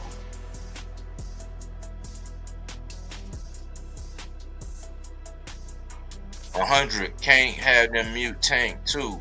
He need to speak up a little more as well. Yeah, I just think that Tank, I think he's exhausted because, man, if they find out this nigga went to the bathroom, look at him, man, he's falling off. He stubbed his toe on the edge of the bed. Like, Yeah, man, he's a has been now, man. I think his best days are behind him. It's like anything he say, they twist and ridicule it. You know what I'm saying? So I kind of understand why Tank don't do it as much, but I was saying it too. And me, you know what I'm saying, being in Baltimore, me, man, Coach Calvin, I rode by and seen Coach Calvin outside. I've seen Mia Killer B outside. I've seen I don't know why I draw a blank. Coach Kenny. I've seen them outside. I ride by that strip all the time. Like I can get to that strip right now. If I left my house right now, I'll be there in less than 12 minutes where that gym is. I've seen them outside, and I was like, man, out of respect for Coach Calvin, I don't want to just stop and bombard him because I love Coach Calvin, man. I look up to Coach Calvin so much, man, that I just like, man, I just respect this time. I just know that the mission that he got and all this, whatever. But like, they got a podcast to where they could mitigate a lot of this shit. Just having Tank on there every now and again, once a month, having Tank on there, where it's regimented, where it's like, all right, we got you for 15 minutes, Tank. This is what we're gonna address. Boom, boom, boom, boom, boom, boom. They don't do that.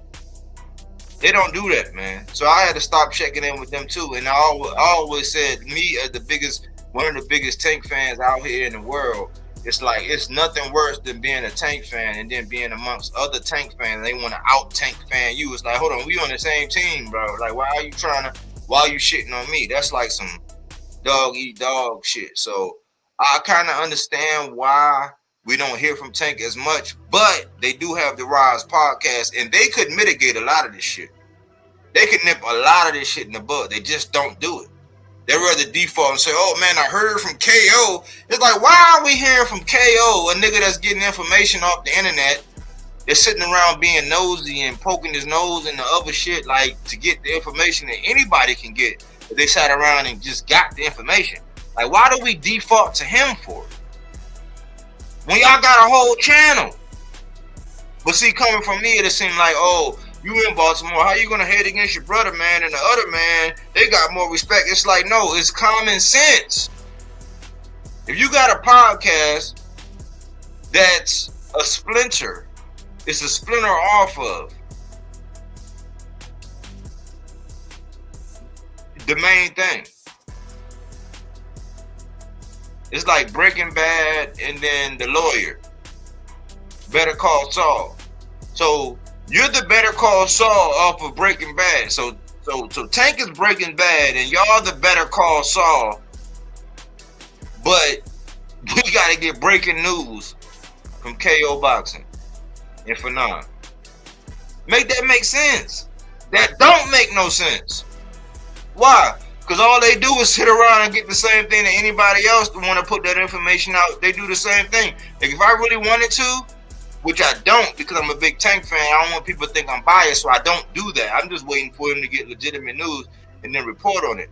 So we could hear from Tank more often, but it should be done over there on the Rise, where they once a month they have Tank come in, or you know, they Skype or Zoom or however you want to do it, and you be like, hey man, look Tank, man, check in with your people.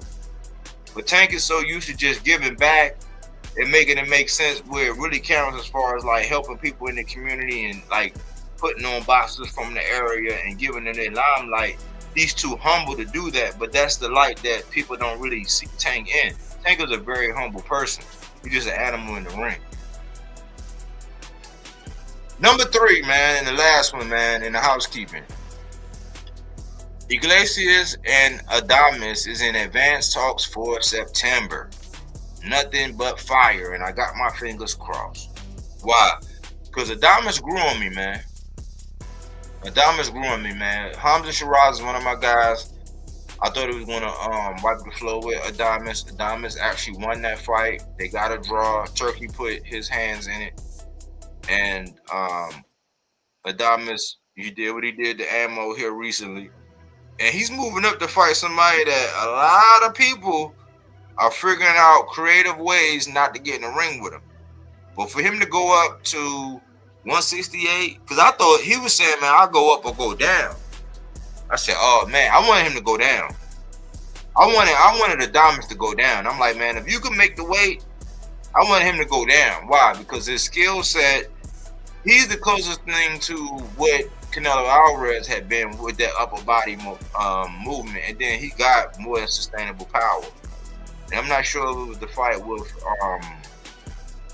a nice boxer in Julian J. Rock Williams. I don't know what happened with Julian J. Rock. I think the money, he got enough money and then whatever. But like after that fight, because Julian J. Rock Williams, he had flashes of brilliance against the Diamonds. I was like, man, if you would have did that shit in the first 3 rounds and you was active and you know what I'm saying, he might have got. But I think that gave with the boxer that Julian J. Rock Williams is, because he put on one of the best demonstrations against Jared Hurd, who, even though I'm from the DMV area, Jared Hurd used to play defense with his face.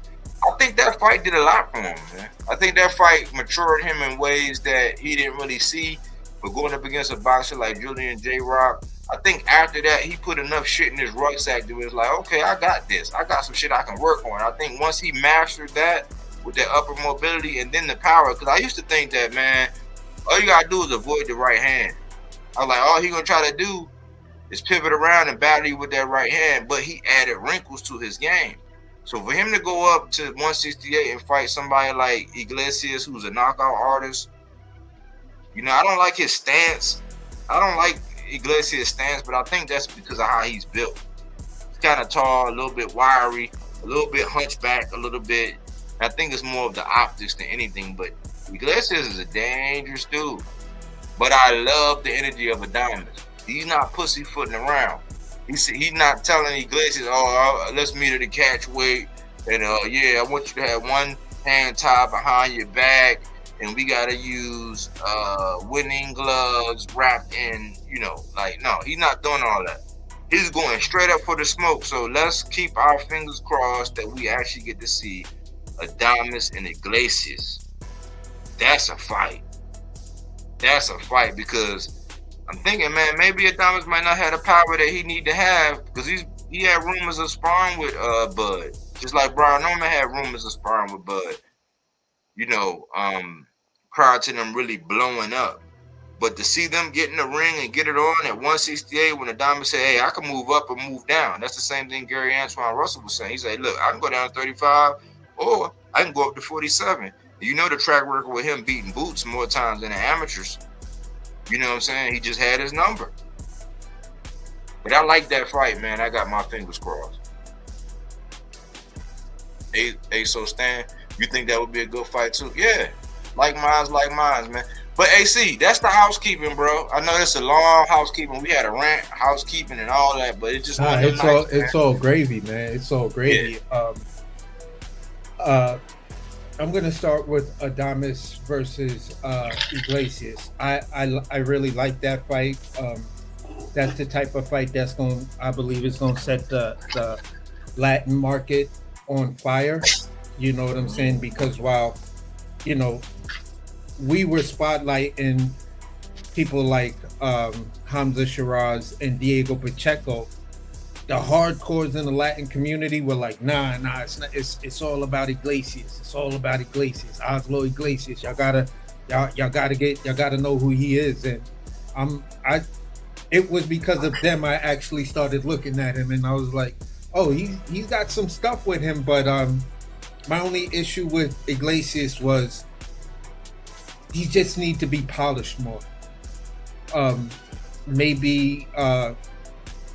There's something with him that in my opinion, once he gets to the level of like an Adames, these guys within a couple of rounds are gonna figure out Iglesias and see the holes, and then they just gonna start to pick him apart, and stuff like that. But I do like what he brings to the table, and everything. And for me, it's more or less, that's a great fight. I'm gonna keep it a bean right now. I'm leaning heavily towards Adames, picking them apart unless Adames ages, you know, with the as he's walking to the ring, you know. But right now, as it stands, I'm a heavy favorite on Adames and stuff like that. As far as Rolly and Gary Antoine Russell, yeah, I think they need to speak up more, but in a certain way, if you kind of like really look at it, the stuff they say, it just fits. If anybody was gonna hindsight anything that these two fighters say, their shit just keeps aging. You know what I'm saying? Rolly, after he made that turn, he just sees the industry different. He sees other fighters differently. He just understands the game. You know what I'm saying? When it comes down to Gary Antoine Russell, when he was in Vegas and stuff like that, or for that big Vegas show, everything he said was like, wow. But nobody wanted to have any reactionary videos to it. No, and that was the issue. It's like the voices don't want to have reactionary videos to, and I'm gonna include one more fighter: Rolly, Gary Antoine Russell, and O'Shaquie Foster. If you have reactionary videos like that between all of these content creators, they don't need to say nothing, because people are like, yeah, these are the voices we need to be hearing from. So it's a weird spot. To me, in a certain sense, I think they're doing enough. You know what I'm saying? But nobody wants to cover them in a way that is giving them shine, because O'Shaquie just did pretty much 2 interviews, basically within a 2 solid interviews within a 30-day time span. And that, it might be a little bit more, 45 days. And both of those significant interviews were with Brian Custer. Brian Custer was so impressed with this dude that he said, yo, I got to do a follow-up with this guy. He's just that amazing. And again, when Brian Custer is rocking with you, you there. You pretty much there. You just got to go out and just do your job after that. You know what I'm saying? Some guys get it, some guys don't. Some guys will sit in front of Brian Custer, talk all kind of raggedy shit, and then, get ragdolled in the ring. But then you got dudes like O'Shaquie Foster that got Brian Custer like, yo, you funny as hell, man. Yo, I listen, I'm so proud of you. Listen, we need to do a documentary about you. And that's the thing. It's like, come on, nobody's going to do a reactionary video on Brian Custer telling him, and the legacy of Brian Custer's name in legacy media, and saying, yeah, somebody needs to do a documentary about you. Did I ever hear him say that about Crawford, Shakur, Devin Haney, Keyshawn Davis? No, I did not. But he's so impressed with O'Shaquie Foster's story. He's so impressed with the aura of O'Shaquie Foster, his performance, everything. And for people like Gary Antoine Russell, yeah, that's another guy that you could do a documentary on his story. Same thing with Rolly. So here it is, 3 guys that if the media just took just that 15 minutes, it'll be more than 15 minutes of fame for these guys. The media will, and the fans will be like, yeah, these guys are stars. There are people who already know it. All them Shakur fans out there, they already know it. They already know that, O'Shaquie Foster is there now. Devin Haney fans, y'all already know Rolly is there now. Because here it is, the 2 so-called darlings. But we got back-to-back instances. I mean, he did it and then he did it, of them ducking real smoke. Like the kind of smoke that gives you legacy. You did this, then you did that, then you fought this guy. Yeah, that's how you make your run. And these guys fell short. I'll go into this one right here. When it comes down to these guys having a voice,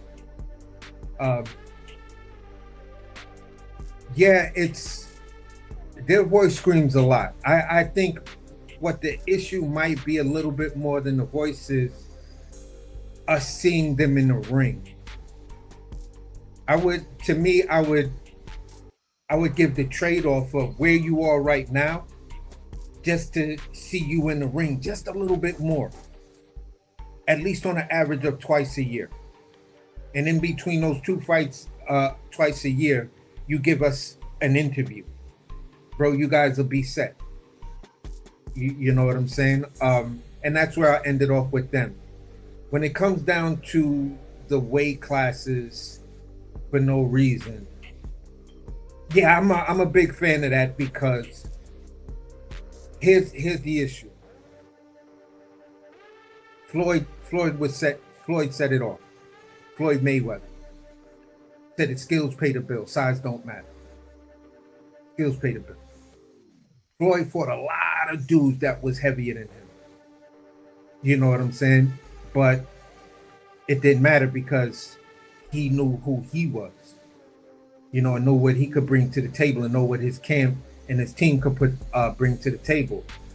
So when it came down to Floyd, there was nothing as far as weight classes are concerned. I think once you get to the level of being called a pound for pound fighter, weight classes do not matter. And to me, that's the whole premises of saying this guy is so good that the weight classes don't matter. Put him someplace, he gonna fuck somebody up. You know, Bernard Hopkins, the Roy Joneses, the James Tonys. They were the ones who were doing it. Floyd Mayweather was the one who cashed in on it. So nowadays, it's these guys that trying to cash in on it, but you're not doing the work. Floyd did the work. That's the part that everybody misses.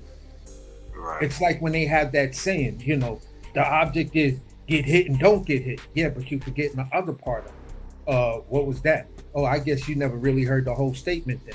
No, what are you talking about? Make him pay. Get hit, don't get hit, and make him pay. That's the statement, right? So when it comes down to the weight classes for no reason, yeah, there's plenty of fighters that can fit that bill.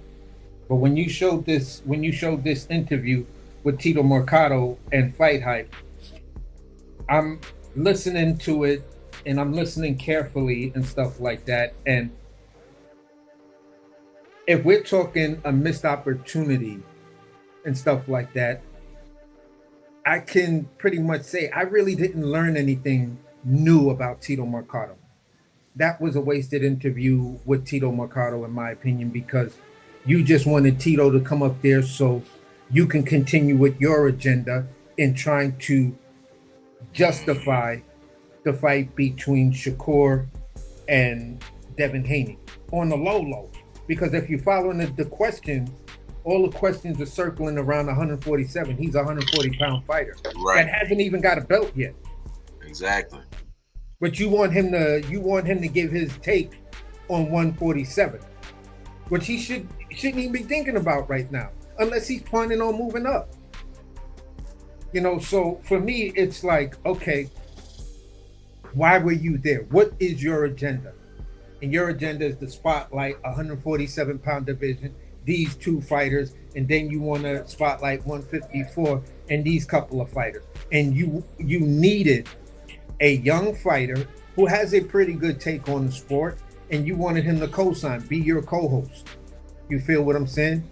You fucking AC Tito Mercado. Because I'm the co-host here, and he was just your co-host for that moment. And that's some bullshit right there, because at the end of the day, I would have been more interested in finding out what Tito Mercado is really doing and when is his next fight. And, just like Brian Custard asked Oshaki, in a perfect world, if you were your own promoter, who would be the 3 fights you want at 140? I'm not going to ask you shit about 147. At 140, who do you want to fight? You feel what I'm saying?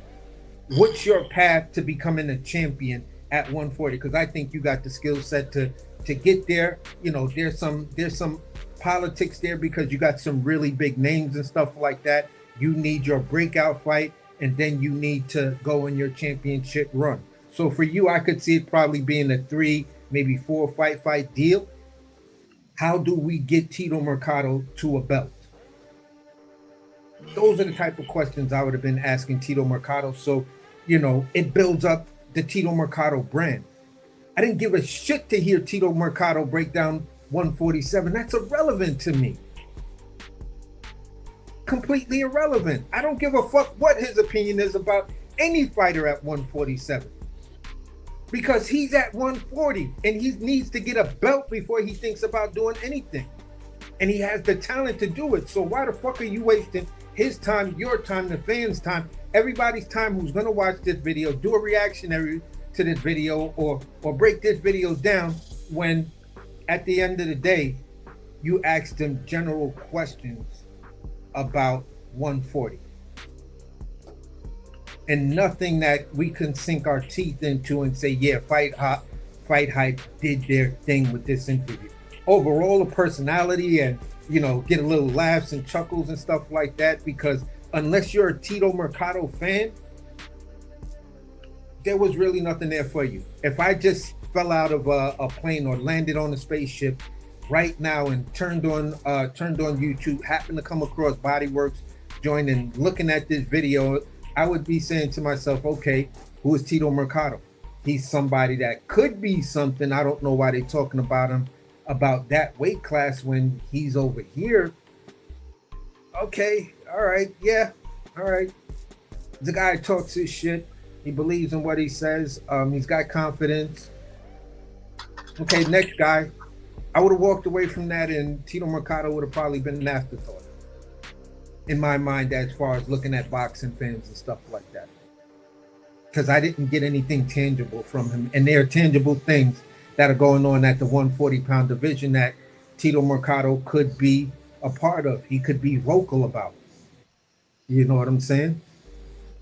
Like, if I really wanted to break something out and say, yeah, I'm really that guy, and shit like that, and really try to say I'm ready to let my balls hang, I might have said some wild shit and tried to attach my name to Andy Hirioka. Yeah, if Hirioka's staying down at 47, that's a guy I would like to see. He just fought at the championship level, and I'm looking to prove myself. You know? I'm looking to prove myself. So I know if I beat a guy like Andy Hirioka, that definitely puts the spotlight on me. And, hey, listen, Tito, whether or not the fight get made or whatever, you're a young dude. This is what you're supposed to do at this point. You're supposed to try to attach your young name to a great fighter and then build off of that, but be strategic about it. Don't clout chase. Yeah, I just attached my name because I think he's one of the best guys in the division and he's a guy I would love to be able to fight someday. Realistically, can I fight Andy Hirioka now? I don't know. I would be leaning probably not, because he just had that big fight with Gary Russell. But at the end of the day, that's a guy that I would love to get in the ring and mix it up with to make my name off and make a statement off of. And that's how you do that.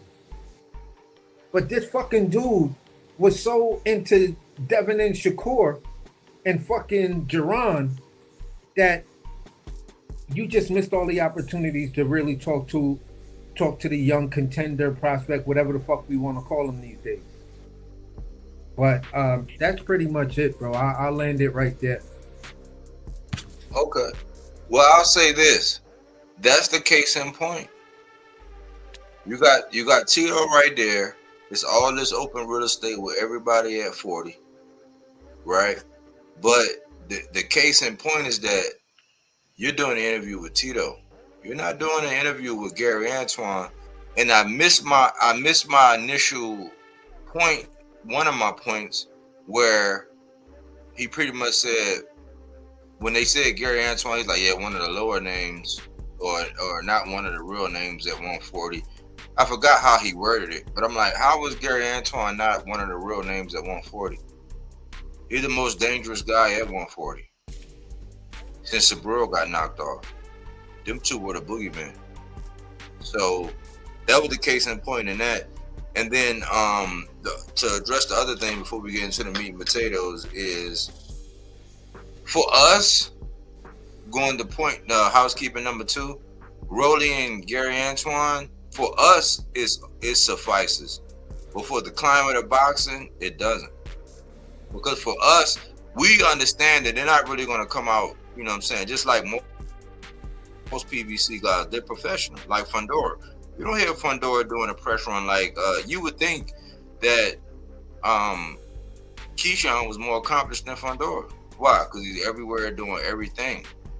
But you don't hear these guys until they have a fight announced. And for us, yes, we understand that. Yeah, when they got a fight, they don't come on and talk their stuff, and they're gonna do whatever they're gonna make their takes. They're gonna have their takes and their sound bites that people are gonna run with or react to or whatever to build up their fights. But for the climate right now, see what Shakur understands, what Keyshawn understands, what Bill Haney understands, not Devin, but Bill Haney, is that in the grand scheme of things, as far as what's moving the needle and what's dictating, who they're going to put the money behind, and this is a clever strategy from Bill, is that once you get the people talking and debating and keeping your name relevant, because ain't shit happen. Just a whole bunch of broken promises, a whole bunch of benefit of the doubts. But like for where they are, it goes back into that last episode I did about PBC and how they need to address it. But more specifically, people shit and they deny, they overlook, they diminish, what these guys are in the divisions that they at.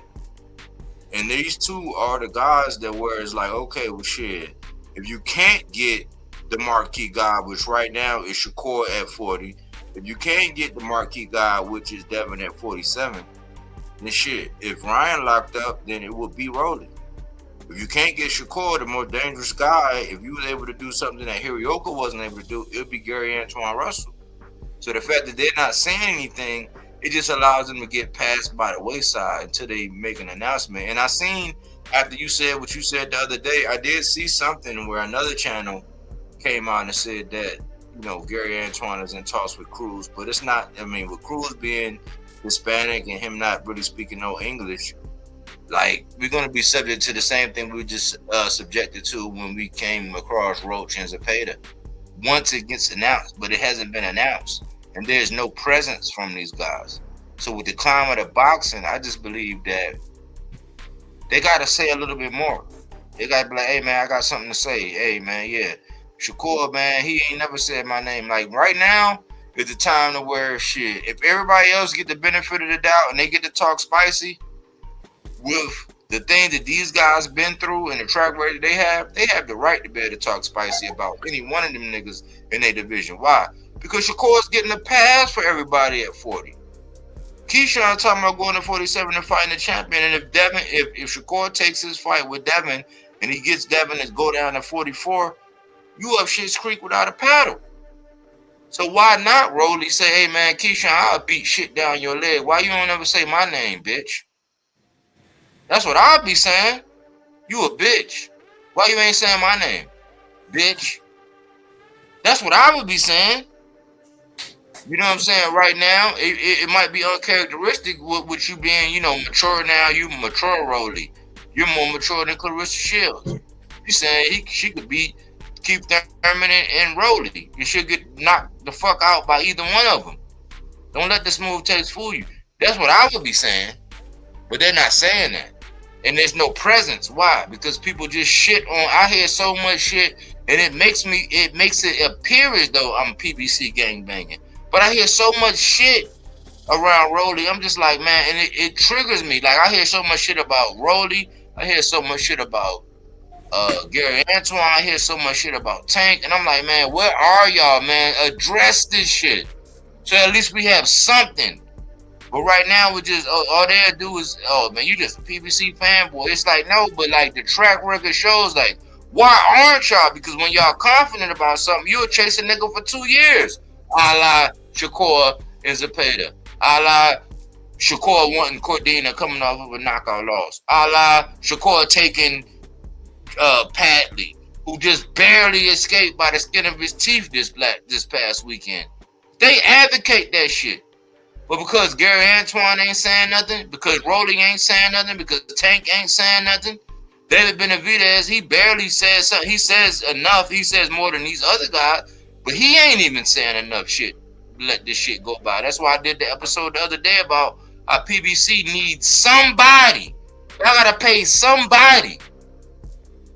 I ain't even gonna charge you, but y'all gotta give me the tools and the things You know what I'm saying? Y'all gotta commission somebody to stand in the gap to stop this bullshit, because AC, I always equate to AC. He opened up my mind. I used to always say, man, he says perception is reality. And I bought into that because it makes sense, because how they perceive you, just like everybody just head over heels for this 144. They act like it's a done deal. Just like they act like Conor Ben and Ryan is a done deal. We ain't got shit in concrete, but this is the day we living in. So the perception is, since y'all not saying nothing, people could say anything about you.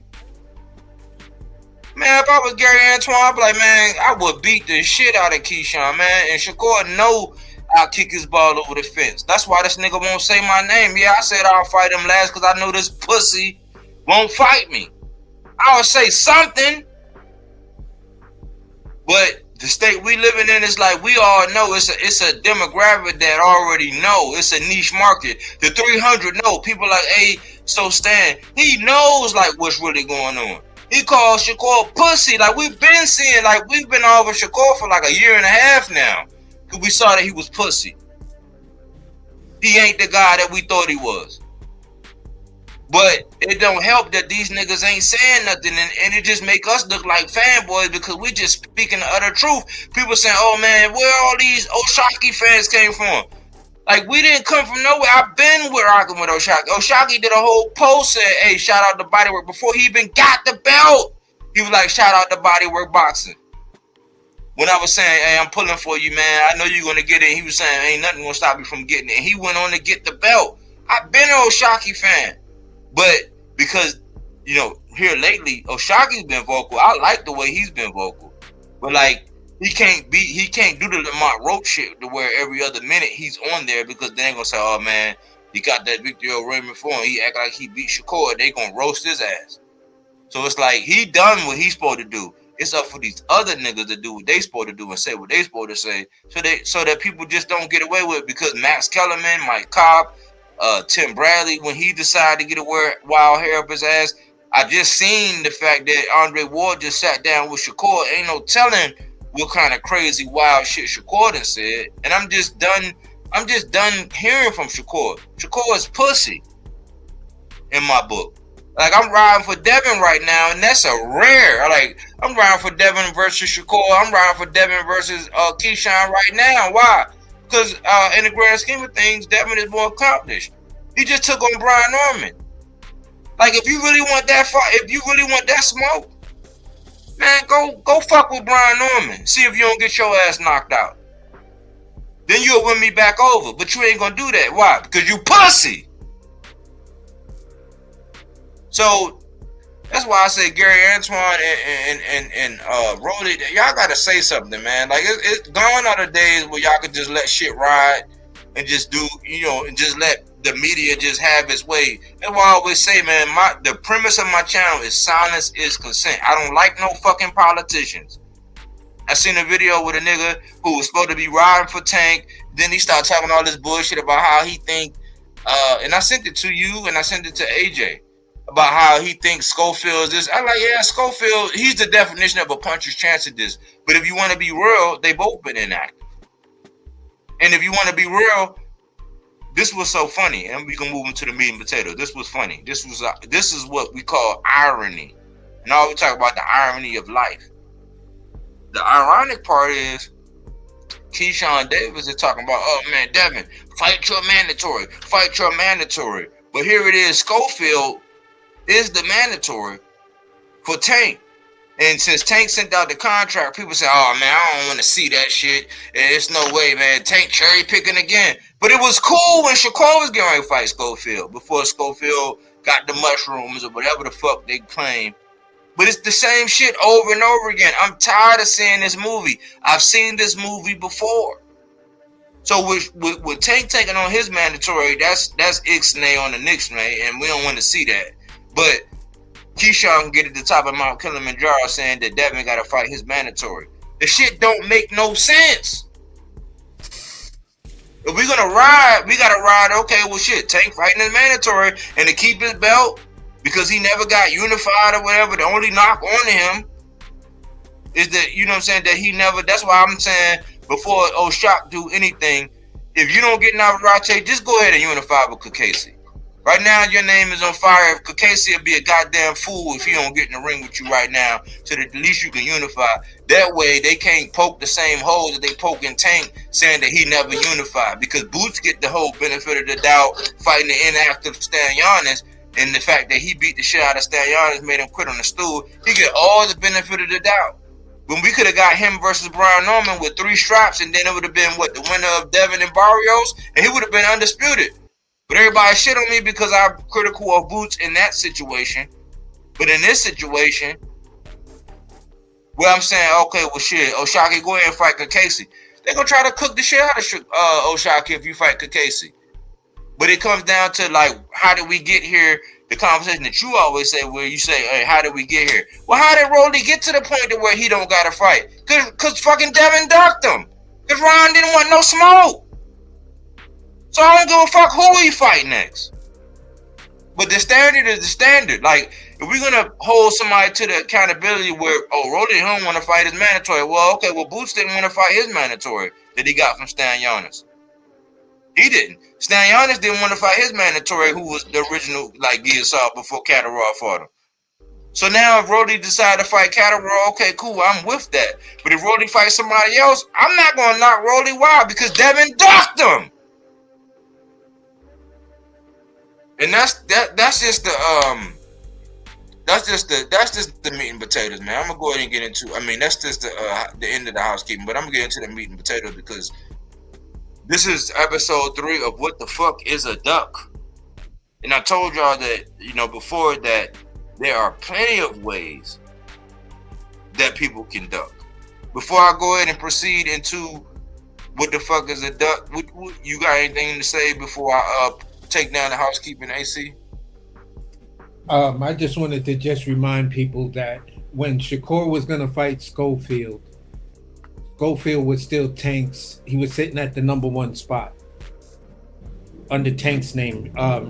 If I recall, Schofield wasn't under the WBC, or if he was ranked really, really low. So there was some caveats behind that, and again, Oscar was coming out saying, well, Shakur's choosing to fight my young prospect.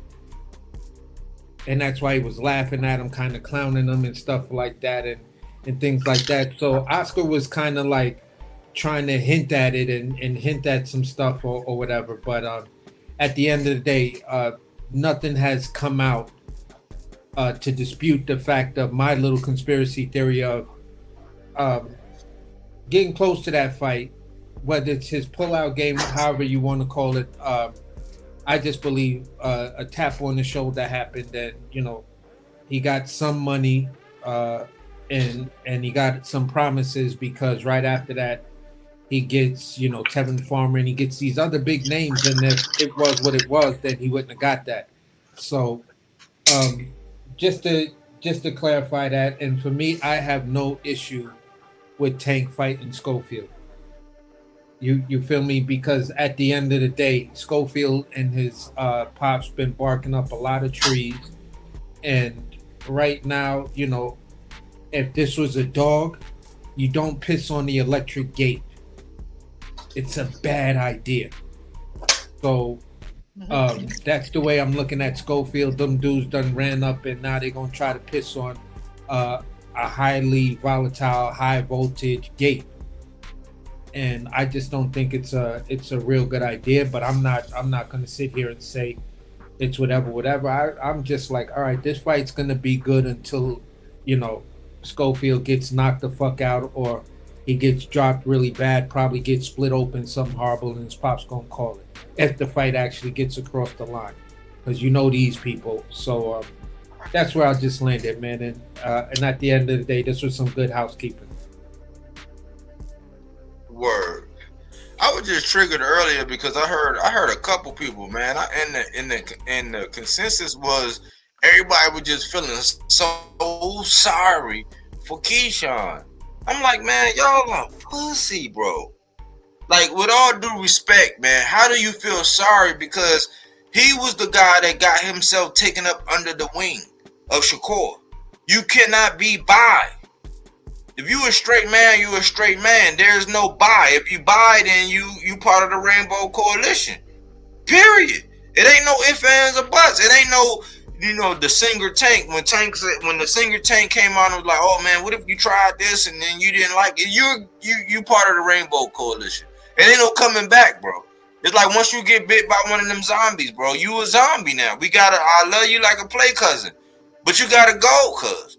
Once I see your eyes turn and I see that scratch or that bite or whatever it is, we got dome shot, bro. We're going to put you out real quick. It's going to be quick and painless, but you are no longer one of us.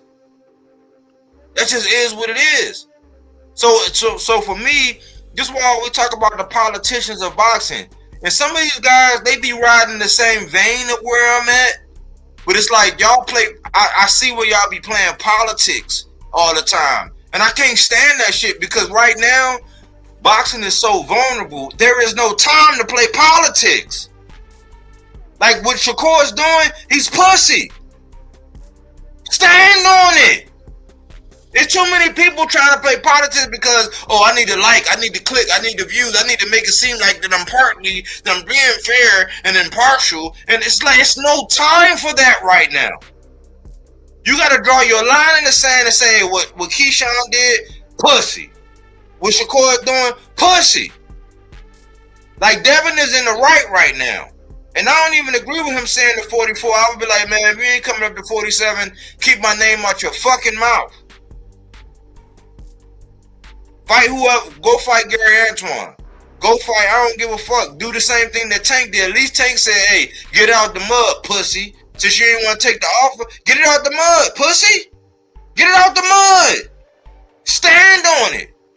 But we got all these people out here on YouTube who want to be, oh man, well, I just feel so bad for Keyshawn. How you feel bad for Keyshawn when he made them bunk beds? Him and Shakur made them bunk beds. Shakur's eating this nigga food. T.O., whose idea was that? De Los Santos? Whose idea was that? Devin? Whose idea was that? The common denominators, those are all guys that had some shit in with Shakur. Make your own lane. If not, cry me a river. I don't give a fuck about what you got going on. You decide to be BFFs with this nigga. You decide to miss weight 2 times. You lost the benefit of the doubt. You decide to shit on one of the biggest prospects, my fighter of the year last year, and the champion of Abdullah Mason. You did that. You won't say Gary Antoine. And even at 47, is Devin the only champion at 147? No. Rolly is. You won't say that. Then you said you'll fight Ryan. But you won't do that. And now, minutes before I was getting ready to come live, I seen a show where he was telling Schofield to call Jay Prince. Pussy! Why are you feeling sorry for a nigga like that? Like, that's just where I'm at, man. So, this column, this segment is called The Fuck is a Duck. The Fuck is a Duck, Volume 3. So, this is what we're talking about right here.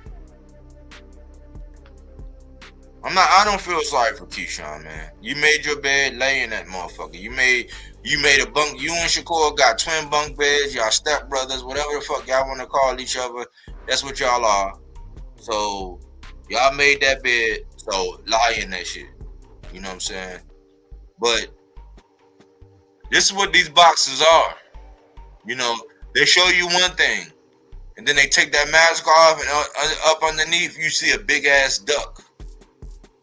And I'll start here. The first example is, I don't know, because people don't be paying attention. And for all these people that, do their research and look into this and not trying to be part of the get along, go along gang or whatever, O'Shaquie Foster said something in an interview that I don't think a lot of people caught.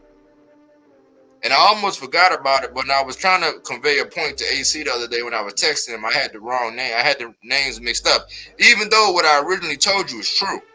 I just gotta go back and figure out how I can confirm that that's true. But I know it's true because it's locked in the memory bank about Shakur and Morataya. That wasn't it.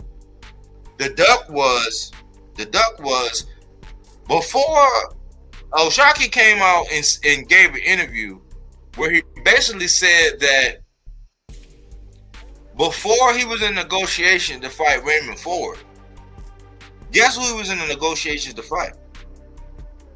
Who was he in negotiations to fight, AC? Or who did he send an offer to that didn't come to fruition? Your boy. I'm not saying your boy, but Mr. Roach. Nope.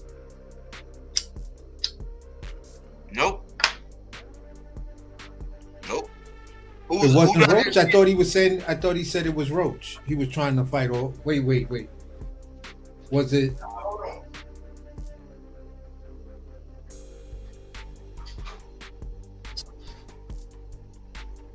My bad. Was it? Wait. There's 3 fighters he spoke of. I think he said Roach, Navarrete, and was it? Yeah, I'm not sure. I got to go back and rewatch. Who did I just go off on? Shakur. No. His bunk bed. Keyshawn. Yeah, Keyshawn. That's the other name. Listen, y'all. This is what goes over this for all these people that get these interviews and they want to dive in. They want all these juicy hot takes. Nobody caught this shit. The man said, I was in negotiations for a bigger fight. I was in talks to fight Keyshawn. This is why I say, people don't recognize a real one when they see him. It's just like when they say, man, people wouldn't know who Jesus was if he did come back out of the sky. I don't believe in the shit, but you know what I'm saying? If he did come back out of the sky, he was whatever. You know what I'm saying? It's the same reason why they say the parable says he couldn't do no miracles in his own hometown.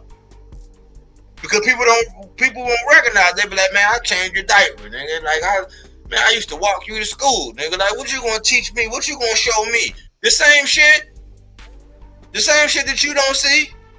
Virtues, principles, like how to be who you supposed to be in body and essence. The man said he was in negotiations and he was in talks with Keyshawn. Everybody let Keyshawn just get away with this shit. That didn't happen. I'm like, I wonder why that didn't happen. Because I told y'all before, yes, Jermaine Ortiz was a technician, but Jermaine Ortiz didn't fight in the way that he normally fights, just like T.O. didn't fight in the way he normally fights. That's why I don't trust no Jay Prince opposition. So think about it. Go back and look at that Brian Custer interview and listen to what O'Shaquie said. Prior to him agreeing with Ray Ford, he was in talks with Keyshawn.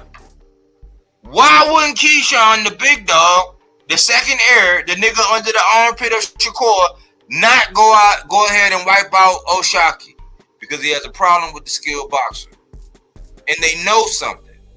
This is the same reason why Shakur stand away from him. It's the same reason why Keyshawn, until he really, you know what I'm saying, like get his head up out of the sand, like them birds who put their head down in the sand and act like bullets ain't flying around, until he get his head up out of the sand and we go ahead into the Creed 3, which I think is we on the verge of, because now he's about to start connecting dots. Like, hold on, how come every time I got to fight, you taking my fight, or you taking the guy that's supposed, and then I'm put in front of the guys that's really your smoke, and I'm not really carving my own lane. I'm really in your shadows. Keyshawn gonna wake up and snap, and since he's a crash out, it's gonna be real bad, real ugly. This shit gonna go like it's gonna look like domestic violence, to where it's like, yeah, y'all happy and y'all making love to, you know what I'm saying, just like these shows, to where it's like, oh well, on July 19th, you know, police responded to a call. It's gonna be like that. When he finally wake up and smell, you know what I'm saying, what's really cooking. O'Shaquie said he was in negotiations with Keyshawn. For whatever reason, he didn't elaborate on it. That didn't work. And that's how he got with Raymond Ford. People never peeped that. O'Shaquie has a history of already being up at 140. He went up there and fought. So for people saying, oh man, he's too small, he can't do this, he can't do that, he's already done it. And technically, because we seen the optics in the ring, but technically, Oshaki is either an inch taller or the exact same height as Shakur, and he has a longer reach. So the optical illusion that y'all saw when he got in the ring, because Shakur was not in fight shape, right? He was in his walk around weight, and he had on puffy shoes. Ray Ford Oshaki even alluded to the fact that he had on like the Jordan 4s, which got the fat soles and all that. So it's an optical illusion. And height don't fight. Salute to Coach Kenny. Height don't fight anyway. So even if Oshaki wasn't taller than Shakur, which he is, either they same height or he's an inch taller. Even though height don't fight, he still got the reach, and he's ambidextrous. But people just jump to, oh man, you just look at him. He was so much bigger. It's like all these boxing heads, all these people that's supposed to know all this shit about boxing, just jump to a conclusion based on what they saw in the ring. But what happened with the Keyshawn and Oshaki? And then, since we in the vein of what the fuck is a duck, because I've been on this, and this is the history of this. This is episode 1. This is episode 1 right here.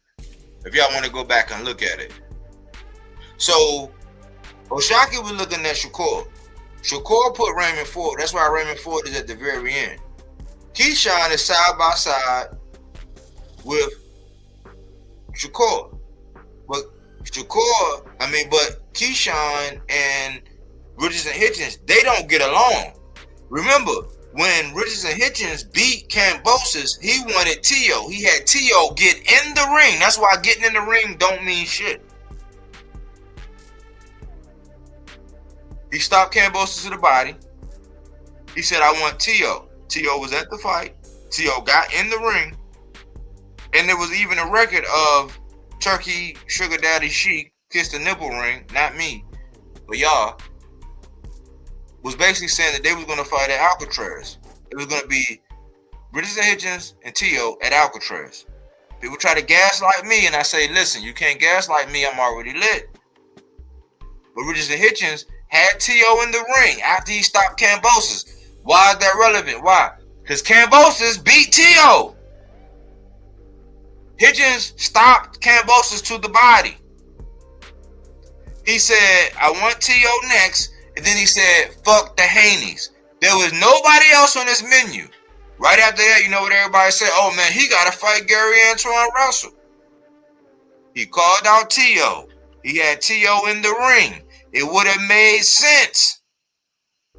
And then he said, fuck Devin Haney. Why? Because for years, Richardson Hitchens had been calling out Devin Haney. But because of the clout and media and all this other bullshit, nobody gave Richardson Hitchens no shot. Even though they say the same side of the different coin, except for Richardson Hitchens is more coordinated. He does more body work. Devin Haney, his inside game might be a little bit better. So we don't know who will win. I don't know who will win between Richardson Hitchens and Devin Haney, but if I had to bet, I would say Richardson Hitchens. Why? He's a better pure boxer. He don't do all that clinching and holding. And 9 times out of 10, he'll drop you. And he was at 140, more tenured than anybody. He was more tenured at 40 than Tio, and he was just about the same as Gary Antoine Russell as far as being tenured at 40. Like real champions. Not most accomplished like Tio, but more tenured. So I said, what the fuck is a duck? Because Oshaki wanted Shakur, but Shakur threw Ray Ford in the way. Shakur won't fight Keyshawn. Keyshawn and Richardson Hitchens had something going on, and because it was almost like the new girlfriend being jealous of the old girlfriend or some shit, because Richardson Hitchens and Shakur had a relationship, and Richardson Hitchens and Tank had a relationship too. That shit went sideways because Adrian Broner had them both up under the wing. But Richardson Hitchens, he didn't mind getting in the ring with Keyshawn. He didn't mind getting in the ring with Devin Haney. Both of them niggas, Richardson Hitchens and Keyshawn, had me looking at them sideways because they both said that the money ain't make sense. I'm like, but that's a big fight. I understand from Richardson Hitchens because he don't get the benefit of Keyshawn or Shakur in that BFF program, because Tim Bradley never said nothing favorable about Richardson Hitchens. Andre Ward never said nothing about Richardson Hitchens. Richardson Hitchens survived TMT. He had to get out the mud. Eddie bet on him. And when he beat Kambosos, he came out of pocket and was like, he's a free agent. Eddie thought that he bit the hand that fed him. But what did Shakur do? He gave motherfucking his BFF, his bunk bed buddy, Keyshawn, the fucking Jermaine Ortiz fight. Well, Jermaine Ortiz was supposed to fight Richardson Hitchens. He said he didn't even know. So the other thing I be bringing up is that it wasn't the most egregious short notice fight, but Jermaine Ortiz fighting Keyshawn was a short notice fight. Why? Because they were on deck to fight. Jermaine Ortiz, I'm speaking of, was on deck to fight Richardson Hitchens. So not only was Jermaine Ortiz a guy that had a signed contract with Shakur, but he was scheduled to fight Richardson Hitchens. But with it being Shakur's whole ordeal, he gave that fight to his BFF, Keyshawn, to fight Jermaine Ortiz. Short notice. And then he took Tio, who had a history with Keyshawn. Why? Because Keyshawn in his camp beat up Teofimo Lopez Sr. And they have the whole top rank thing to where Teofimo was sitting up there doing the little thing he do. He act like he reading books, Confucius and all this, the Art of War and all this or whatever. And Tio was like, man, listen, man, don't talk about that, man. Like, calm down, don't say nothing, blah blah blah. But they had already had a history. But so Shakur gets Tio, he takes the fight from Richardson Hitchens and gives it to his BFF, Keyshawn. That was episode 1 when I was saying, what the fuck is the duck? Why? Because O'Shaquie wanted you, Shakur. He didn't want Ray Ford. But then he pushed Ray Ford out in the mix. He puts him into the equation. It brought me up to this.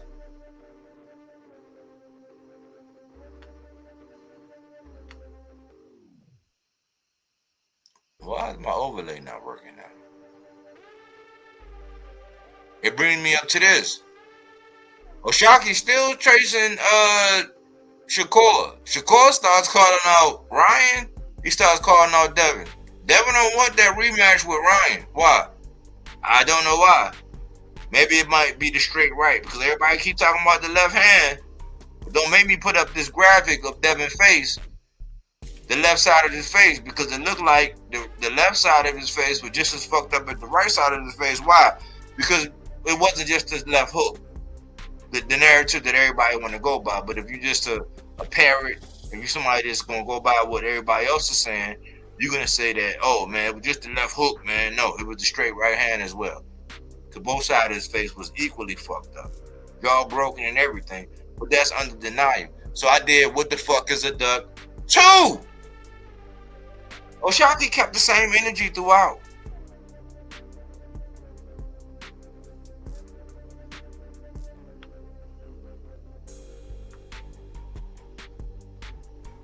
We arrive here.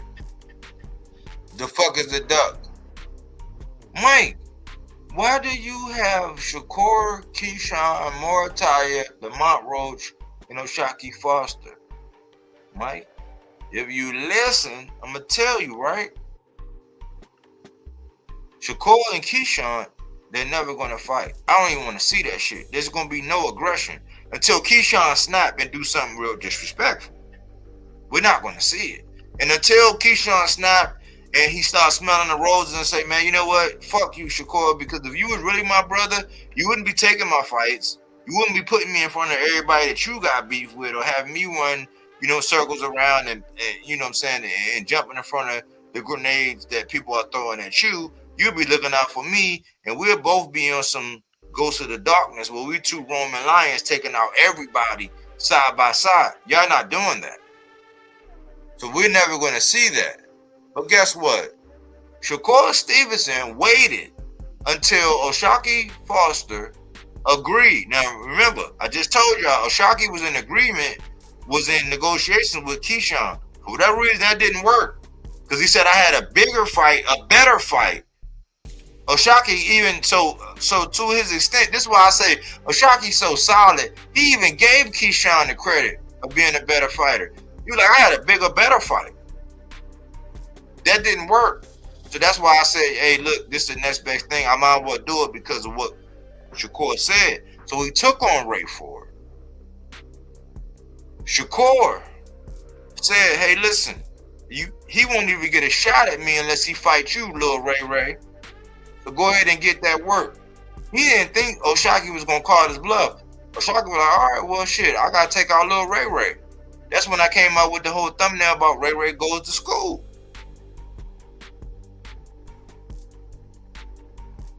Well, it wasn't until O'Shaquie took on the Ray Ford to where we started hearing that Shakur Stevenson wanted who? No other than Raymond Morataya. And I said, man, if y'all don't see that this is a duck, I don't know what the fuck. Why? Because Raymond Morataya says, hey, I got one more fight, then I'm going to the 140. But guess what? O'Shaquie said after O'Shaquie beat Ray Ford, hey, go ahead and come at the 140, and y'all don't make no excuses for him because he already committed to coming at the 140. Knowing that Raymond Morataya is busted at the seams at 35, he wanted to go down and fight Raymond Morataya at 35, but he wants to bring O'Shaquie up to 140 to fight him. The fuck is a duck? The fuck is a duck? And you waited to start saying that. Why? Because if you don't go back to 35, this is what I've been saying the whole time. If you don't go back to 35, O'Shaquie had already had the interim. He was going to give you your strap back, pay them fees, make you whole with the WBC, and fight you in the backyard. So instead of Ray Ford, that would have been O'Shaquie and Shakur. But that didn't happen. Why? Because Shakur didn't want to entertain that. But he waited until that fight got locked up between O'Shaquie and Ford to say, hey, I want Morataya at 35. Well, they figured out that Morataya had something locked up. But Robert Garcia was on record saying, hey, listen, we'll fight you at 35. We'll fight you at 40. And since you were talking about that catchweight at 44, we'll fight you at that. The last thing Shakur wanted to do was fight Raymond Morataya at 144. Why? Raymond Morataya will be fully hydrated. He's busting at the seams. I think he's bigger than I think he's pretty much bigger than Abdullah Mason. I think Abdullah Mason busting at the seams. I think he's young, so he's getting away with it now. But his frame, his reach, all of that, I think, man, you're gonna see a monster once he get up to 47. But you're gonna definitely see him come out of the shell when he come to 40. You think he got power now? He'll have more power. You think Raymond Morataya? You think Shakur really want to see after going through Zepeda what he went with Zepeda? Man, Raymond Morataya would beat the shit out of Zepeda right now. Raymond Morataya would beat the shit out of Zepeda right now. Way more power, higher boxing IQ. Respectfully, even though I like Panda, you can't compare Panda to Robert Garcia, who was in the corner of, who was a boxer himself and in the corner of Mikey Garcia, one of the best boxers to ever lace him up. Don't give a fuck. He put hands and feet on AB. Point blank, period. So what the fuck is a duck? Let me continue. O'Shaquie was also ducked by Lamont Roach. Why you say that, Mike? If you listen, I'm gonna tell you, right? All up into the build-up, you seen Lamont Roach talking about how Ray was going to beat him and all this, and he got this secret pack. Now, he's not part of the extended friends and family program, but like I said before, we put in his application. I see everybody want to ride, you know what I'm saying? Everybody want to ride the jockstrap because, you know, if you can go back and find somebody said it on my channel, like I said it on my channel first, how Lamont Roach put it in his application. Now everybody else is saying that, right? But if you find somebody that you can prove that they said that before me, I'll give you $25. Straight up. I'll give you $25 straight up to your cash app. If you can find somebody that said it before I said it on this channel, where Lamont Roach put in his application to the BFF friends and family package, I'll give you $25. But Lamont Roach was picking Ray Ray. Why? Because he was in cahoots with Shakur. But guess what? Lamont Roach had already ducked O'Shaquie. And I used to love Lamont Roach. I used to hope for him. Why? He's from the DMV. I like his style, his swag, his persona. I like what No Excuse is doing. Even on Pro Box to this day, outside of Hollywood Roach and how he went Hollywood. But guess what? It wasn't until a couple days ago. Because remember, all before all beforehand, he was picking Ray Ray, and he was saying, "Oh man, Oshaki lowballed me." It wasn't until a recent interview, like 2-3 days ago, when Lamont Roach came out and basically said the money wasn't right, or the business wasn't right. Let me quote him right. He said the business wasn't right. Why did he have to do that? Why? Because Oshaki shined against Ray Ford, and Oshaki had been telling the truth the whole time. Oshaki came out and said, listen, the offer I sent them, he said it was commensurate to where we was at in our career. You got to think, this is before Lamont Roach had even got it on with Tank. He didn't have the esteem that he had after getting a draw with Tank in that performance. Let alone the performance he had with Pitbull. He didn't have that. He said, so our team sent him an offer that we thought was good because, and Oshaki is just a real one. That's why I fuck with Oshaki all the way around. Been fucking with him. He said, man, look, we wasn't neither one of us at a level to where we can, like where we at now, like to the pay we get now. He's like, so the offer, in my opinion, and my team opinion, it was good for where we were at that time. Juice your noodle and think, before Lamont Roach fought motherfucking Tank, we was on pins and needles hoping that they didn't rob this nigga against Hector Garcia. And the judges got it right. They just blew after the Tank fight. But just like First 48, when you bring in somebody and you interview them, so they interview Oshaki. Everything he's saying, check out. It's now Lamont Roach is coming around saying, oh man, it was just the business. But when Oshaki come out and say who his opponent was, which is Conceição, then you look at who the opponent was with Lamont Roach, that shit looks even worse. So Lamont Roach actually ducked Oshaki. And this is the whole thing about everybody wanting to see Oshaki versus Navarrete as opposed to Oshaki versus Shakur. That's lame as fuck. Why? Because just like Shakur had ducked Mr. Gary Russell Jr., just like he's avoiding saying Gary Antoine Russell at 40, the nigga ducked Oshaki when it was down there too at 130. So he owed Josh Warrington too. I just happened to be a fan back when I was advocating for Shakur, and there was nothing really to argue about. But he has a track record of eking by, squeezing by. So I ask y'all, what the fuck is a duck when I paint out this picture?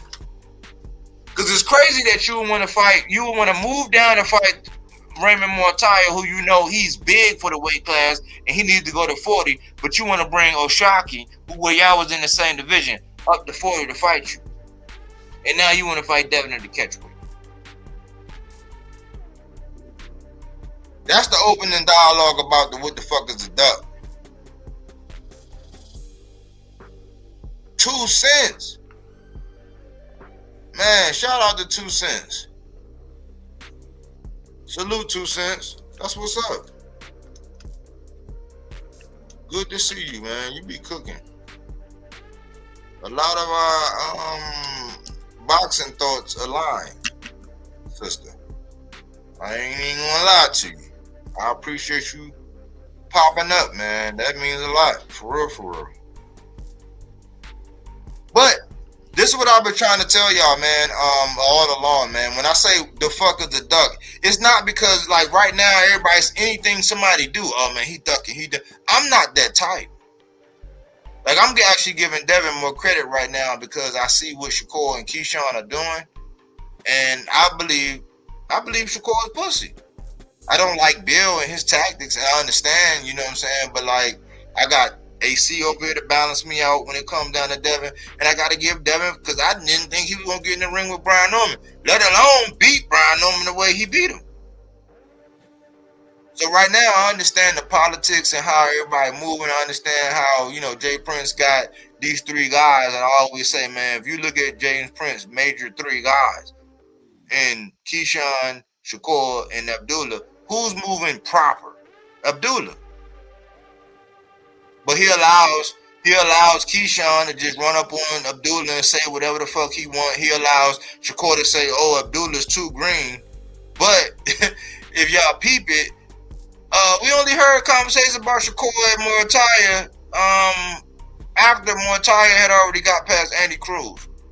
And everybody gave Keyshawn a pass for not fighting Andy Cruz.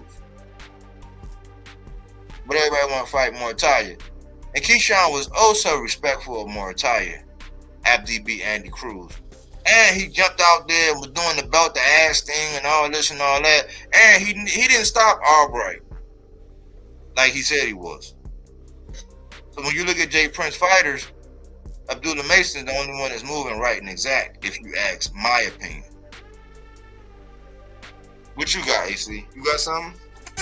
Yeah, bro. Here's where I am with it.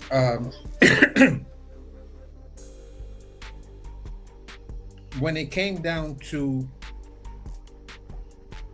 Shakur and that Tank situation after Loma dropped out of the fight and to fight Tank and everything, and the whole boxing community was talking, oh, Tank better. They were saying Tank better be reaching out to Shakur. If Tank don't reach out to Shakur, then Tank is ducking the Shakur fight. Then we find out that Tank has reached out to Shakur. From the Shakur fans, they then turn around and say he never reached out to him. Right? So we had that situation. Then it's the Oshaki situation. When we find out that Oshaki sent Shakur, reached out to him and was like, look, man, I got the WBC behind me. Mauricio already wrote off on everything. Basically, this is what goes down.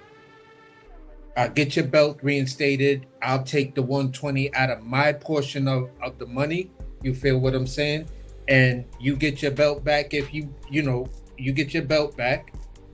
And if you beat me, you just continue to go on with your life and everything. So then you hear from the Shakur fans, oh, that offer was bullshit. That ain't never happened. Oshaki was lying. It was cap.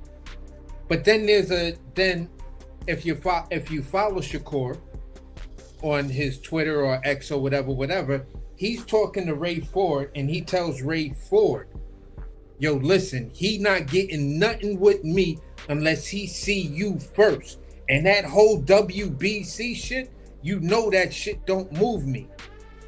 Whoa. How can y'all turn around and say he didn't duck? You feel what I'm saying? In that instance right there, when he acknowledges the WBC offer in his own writing or for his verified account. But then they'll tell you, no, it was bullshit. That never happened. And you sit there and you like, okay, what part of reality aren't you fucking getting? Like, are you really into this guy that much that things that happen in reality, in real life, you then turn around and say that didn't happen? And then when you break it down, oh, I didn't know. They start doing all kind of stuff, like their mouth don't work no more. Your mouth was working all perfectly. Your thumbs was working all perfectly. You was really, you Shakur haters and you, oh, no, because you don't like Shakur, you must be a Tank fan. How about I'm just a fucking fan of boxing, bro? How about that? How about if I don't like Tank, I don't like Dev, I don't like Shakur, but I'm good enough in what I'm looking at to say, you know what? When it came down to this situation, I don't like neither one of these fighters, but this guy ducked. He ducked him and he ducked him. And there's a plausible argument of ducking this other guy. But nobody don't want to do that. You know what I'm saying? The boxing media don't want to do it. All on the Ring magazine, they bring up all types of salacious, stupid shit. You know, certain things that don't really matter and stuff like that. And they'll talk about that. But the one thing Ring decided not to do was, you know, talk about that Oshaki and Shakur situation. And I have a joke I say at times, but this time I gotta extend it. Ring Magazine went out and brought a 20-foot pole because they didn't want to touch that conversation, that real life, I baby faced your darling, the guy you got at sitting at number one in two different divisions. I just chunked the shit out of him, baby faced him, made him grab my pockets, had him washing my underwear, and the whole nine. And the only thing he could say is, that shit didn't move me. Wow, so your acceptance of being a bitch and having a dude walk around with you holding on to his pocket. And that doesn't faze you because you know it doesn't faze your fans. Because your fans are cut from the same cloth. So when you look at real gangster shit, and Shaki told you, I was raised by nothing but men. I was raised by my father and I got nothing but brothers. That's why he told Stephen Fulton, you ain't got what it takes to beat me, bro. You was raised by a bunch of girls in a house full of girls. The fuck you gonna beat me? And I done been through the jump off, been through that system, and then found peace within myself. So I'm confident. That's where this calmness comes from. That's why I could look at this bitch ass shit y'all doing and just call it for what it is. To have a dude like Brian Custer in stitches pretty much during the whole thing, like, oh my God, he's slaying these people. And normally Brian Custer would try to come back and give a little pushback here and there. Oh, yeah, I hear what you're saying. But this is what Brian Custer could not do nothing. Not one blood clot thing, no man. Because he knew everything Oshaki was saying. Number one, it stands on business. Number two, it's all factual. Why you gonna bring up sparring now? You just called me a bum and all y'all just helped your man. So at the end of the day, bro, it's like, you wanted the crown. You wanted to sit at the throne, but the throne has somebody else's butt print in it. And you sitting it like, I ain't really comfortable because it still got somebody else's butt print in it. And the crown don't fit you. Because your head is too fucking big, bro. And it's not big because you're doing what you're doing. It's because it's full of gas. It's full of hot air. You need an MRI or some shit like that to see what the fuck really going on in there. So I'm just like, bruh, we've been calling out situations of this dude ducking. There was a channel I used to rock with. I bring it up in jest like, whoa, did you just see this? This is what Oshaki did, blah, blah, blah, blah, blah. Everyone within that sphere was telling me, no, I'm not a Shakur fan. I don't really rock with Shakur. I'm all Shakur like that. But you, all the people, pretty much, a good portion of the people in that chat were silent. You know what I'm saying? And there were some loud voices telling me that doesn't matter. Don't nobody care. And I'm just like, whoa. Y'all the same people who said Errol ducked out of the Bud rematch because of what now?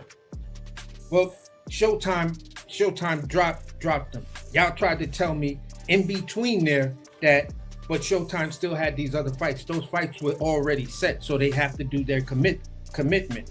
It was no established weight class. So I was just breaking down all the talking points and stuff like that of saying, number one, the rematch wasn't going to happen.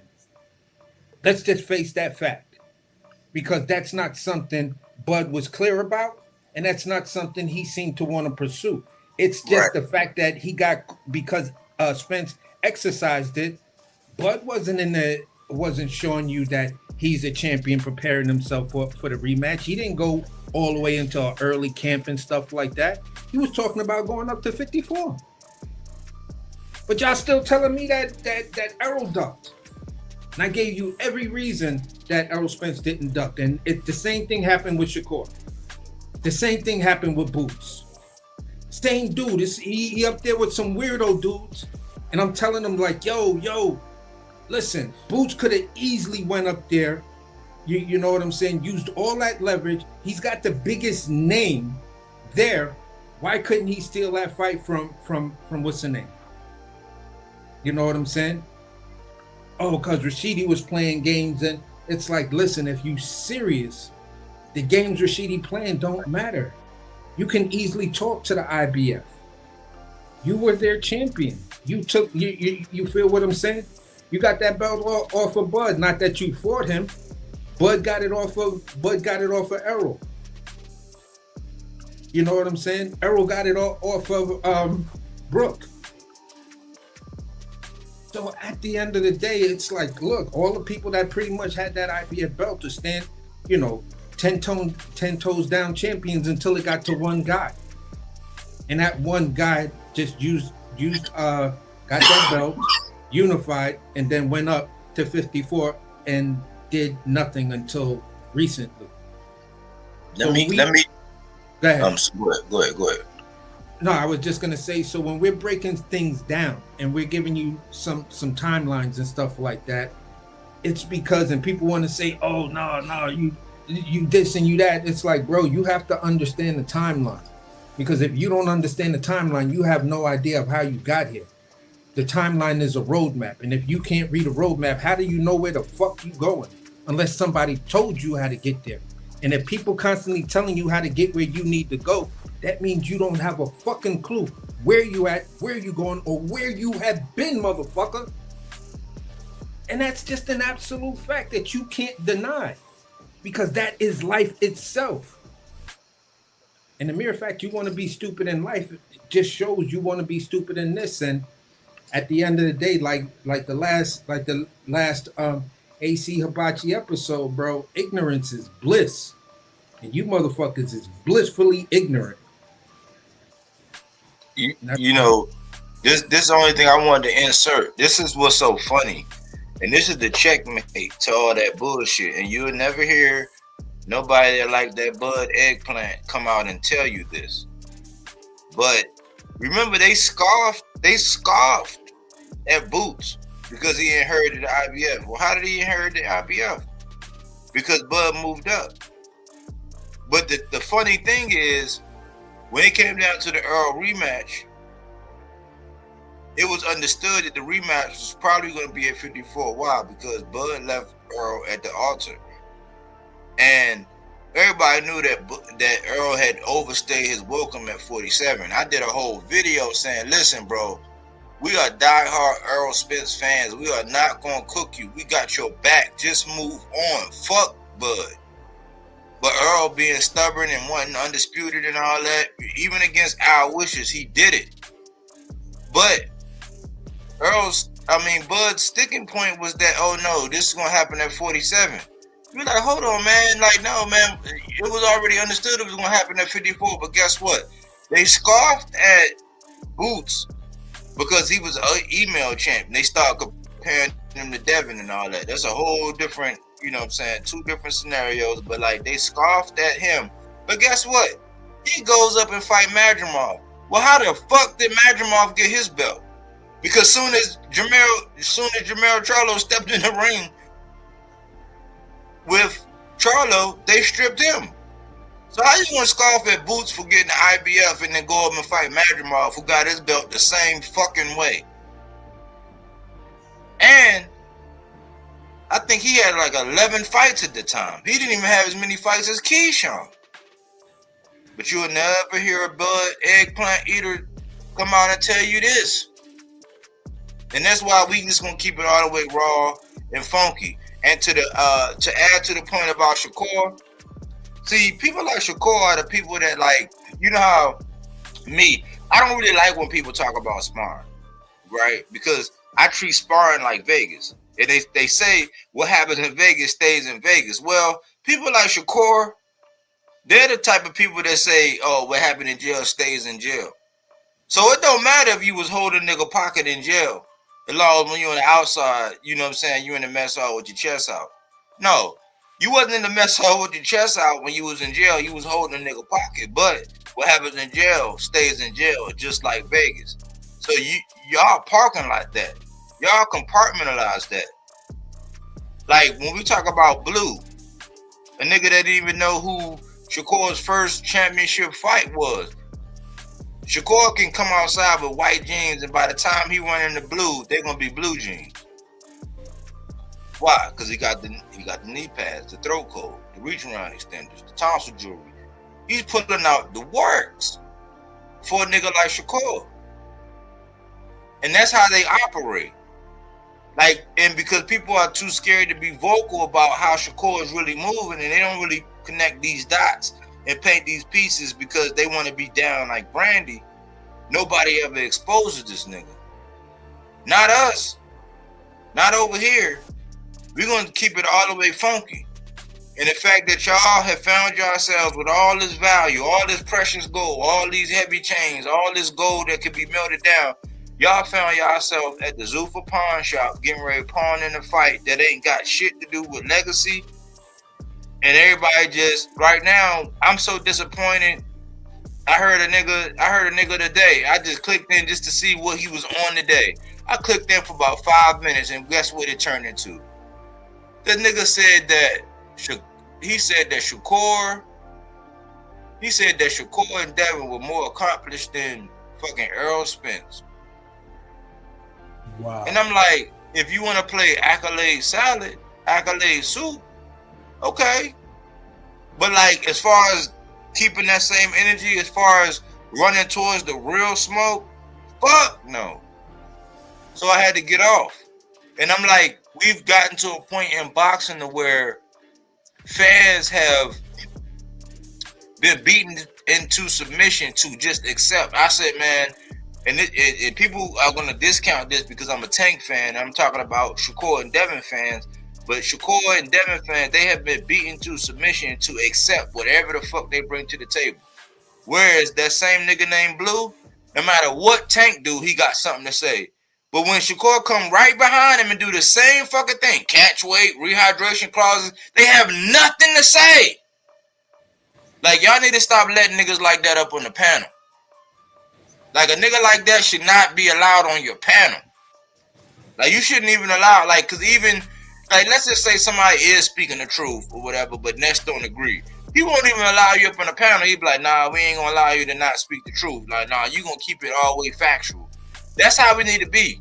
So you got a channel and you letting people rock out, you know what I'm saying, with their cock out because they just, you know what I'm saying, they're gonna add something or add a little bit of, you know, drama or whatever, sensationalism to your panel. Don't let these niggas up on the panel. Because if you was out boycotting, if you was out with the knives and the pitchforks about anything that Tank did, and Tank was a 35er, I even be hearing this. I be like, listen, because people don't even take the time to actually break down what actually happened with the fights that Tank actually had, because people always want to attribute him for the catch weights and the rehydration clauses. First of all, Tank was at 35, defending his 35 belt. Ryan was challenging for the 35 belt. Tank afforded him a pound so he wouldn't have to scrape all the way down and put him on a rehydration clause. Why? Because that's what he was campaigning for. That ain't the same thing as this, let's just meet at midway. Why? Because Ryan wasn't fully at 140 yet. Yes, he had fought above 135, but he wasn't campaigning for a 140 strap. He wasn't the champion at 140. This is apples and oranges. But it's fucked up that real boxing fans, people that call themselves or assimilate themselves to be part of combat sports and all that bullshit, will actually come out their mouth to even insinuate that kind of shit. And to land right here, to say that Shakur Stevenson and Devin Haney are more accomplished than Earl Spence, yes, and accolades, yes. But I'm seeing in this past week, in the last 7 days, where they was actually saying, if Earl get past Tim Tszyu, then Devin want Earl. What does that say? So is Earl low-hanging fruit? Or is he that nigga? Y'all make it make sense. You know what I'm saying? Like the viewers, y'all make it make sense. Yeah. But like For me, it don't stop what we got going on. Why? Because the only thing that keeps us grounded is the fact that whatever truth is there and what in the history, whatever, because just because the outcome of fights, we're not going to change our perspective. We're not going to stop telling the truth. We're not going to stop beating the drum for the people that are moving the way we need them to move for the sport of boxing to still thrive. We're not going to open up and say, I for Zuffa. Why? Because that's the pawn shop. The value of that fight don't deserve to be at no catch weight and over there Zuffa because y'all getting paid. Don't blame me, according to what Eddie said, 5 times the amount what your market value is. How is that sustainable? It's not. But y'all not even in touch with reality. But like AC said, man, reality, perception is reality. Is reality. So how y'all perceiving it? Like y'all already perceiving that Ryan versus Conor Benn is already done. Y'all already perceiving that Devin versus Shakur is already done. Like, you know how sick I was today listening to everybody acting like this was already a foregone conclusion, acting like Zuffa had already signed Devin and Shakur. That shit ain't happened yet. What are y'all talking about? But like AC say, perception is reality. Not in my book. You're not gonna have me eating steak talking about, oh man, I know this ain't steak, but it tastes so good knowing goddamn well I'm eating oatmeal. No, this shit is oatmeal. Yeah, we're gonna put some seasoning on it. We're gonna sprinkle it on it. We ultimately, we wanted to see them guys mix it up, but not under these circumstances. There are better fights, better fights, and shit that would be more meaningful than this shit right now. And I'm not gonna cave in and quit. I'm not gonna stop being vocal just because y'all have accepted what Shakur and Devin have put before y'all, and y'all just willing to accept anything. No. You know, these niggas would be holding pockets if they was in the jail cell. Yeah, for sure. I'll land right there. And for me, I just want the audience to understand there's a little bit difference in our opinions about Madrimov. For me, I was a huge fan of Madrimov. I think I didn't know his name at the time, but I was seeing him, in the realms of sparring with Bivol and Beterbiev. Like, they were running in circles. Bivol, Beterbiev, Madrimov, Boachuk. And I believe there was one more fighter. And these were all like these Uzbekistan, Ukrainian type fighters. They were all in the same circles. Even Usyk was within that circle and stuff like that. And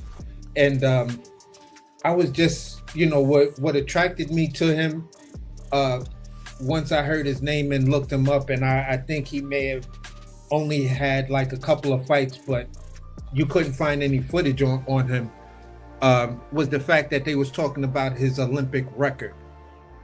You know what I'm saying? And somebody had some UK dude was talking about him, and they was like, yeah, he's a natural switch hitter. So I was like, what? A Ukrainian Uzbekistan fighter as a natural switch hitter who has an impressive Olympic or amateur pedigree? Yeah, I want to see this dude. So for me, going into that Bud fight, I was like, I was over there in the trenches, like letting them know. They was like, yo, Bud gonna wash this nigga. I said, I'm telling y'all that shit is not gonna happen. This dude can switch hit in the middle of throwing his combinations, bruh. That's a talent. He could do the same switch hitting the same way Bud does it. So Madrimov, they're gonna come in with something that's just gonna, it's either bad, you feel what I'm saying? But I don't think Madrimov's gonna win, but I'm telling y'all, he gonna make Bud look vulnerable. Dudes was like, nah, AC, you wild. You always picking these weird ass European or Japanese fighters that don't know. I said, because I watch boxing. Here, the boxing is, they're called world champions. So boxing is just not the USA. Sometimes I see a fighter or see a program or whatever, and I just want to explore it and see what's down that rabbit hole. You know, this is why I was one of the only dudes on the panel who was a Terrence Crawford fan, but arguing the fact that there is no fucking way you're gonna convince me that a dude like Errol Spence is ducking. Nah, I'm not going for that, bro. We're not gonna do that. Oh, you must have been. I was like, you goddamn right. I was an Errol Spence fan before Bud. But I had an eye on Bud, but I was just like coming out of Omaha, Nebraska, or whatever, and he was just so silent and looked like he was like 10 seconds away from committing a serial murder and shit like that. I was like, I don't know about this dude. But there's this viciousness and meanness about him that I kind of want to see. But Errol Spence was the dude I was looking at. Again, I was talking yesterday and we was talking about all of these alphabet boys. Guess who was one of the dudes that they were spotlighting? Errol Spence. When I saw Errol Spence on that video in the Charlo's yard with him and the two brothers, he's standing right there with two brothers right there telling them, y'all already know what time it is. Yeah. Y'all know who is blah, blah, blah. And I'm like, yo, this dude he gangster. He on that Texas gangster shit. Then I find out he from Long Island. So it was just like, oh, all right. I could fuck with homeboy. But then I started to see Crawford at 140 and I was like, I like Errol Spence, but I don't know if Crawford goes up to 47, I don't know if he beats him. I like what Errol Spence does, but Crawford has this thing about it. And then people jumped on me and it was like, bro, I'm just a fan of the sport. I like fighters. I may be a heavy fan of a fighter, but if I think someone else is going to beat him, that's just the way I'm going to carry myself. I picked Brian Norman over Devin Haney. I picked, at the time, if Benavidez was talking about going up to 75, I was like, he does not beat Bivol over Turviev. It's going to be some good fights, but he's not going to win those fights. Oh, you're not a real Benavidez fan. Yes, the fuck I am, but I'm realistic, bro. Timing sometimes is the biggest thing of, when two people meet. And if you're talking about a guy who's pretty much in his prime and a guy who's not quite there yet, I'm going with the guy in his prime. And that's Bivol and Beterbiev. Both them niggas is undefeated. They're monsters. They control the divisions. There's no fucking way I'm thinking Benavidez is going to go up there and beat those dudes. Nah, it's not happening. And back then, I'd have stood on 10 and bet anybody any kind of money. You know what I'm saying? But that doesn't detract me from being a Benavidez fan. Just like I'm still a Devin Haney fan, but I'm out here saying this. You fucking ducked Rolly. And if I ever get the chance to speak to Bill, I'm going to ask Bill, how do you justify Devin not fighting Rolly when Devin said this? You're saying that all the money made sense. Everybody was saying the money made sense, but Rolly just didn't have a signed contract. He goes on Brian Custard and says, listen, Devin is bullshitting. They told me 2 weeks ago they was gonna sign. We try to get in touch with them. Nobody picks up the phone. We don't know what's going on. Then the fight is just dropped and everybody's okay with it. And everybody's talking about, we all playing spades right now.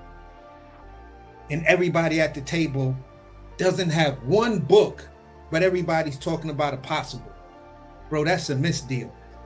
Like, we can't have this many possibles. Like, the fuck just happened? Nobody got one full book? No, not the. I ain't got shit. I just got a possible. Bro, that's a misdeal. Throw them cards in. Let's reshuffle this shit and make this shit make sense. And that's all we're asking boxing fans to do. We've been fed a misdeal. Everybody's looking at the cards and trying to say, all right, how can I make one book out of this hand right here? And can't nobody do it. Because everything is a possible. You know what I'm saying? Yeah. I just got one jack. Like, and everybody's saying nobody got any aces? Like, where the fuck's the rest of the cards at? Something's missing here. Throw them shits back in. Look under the table. maybe a couple of them should check the box. People underbidding. You know what Yeah. I'm saying? That happened, and that's a tactic.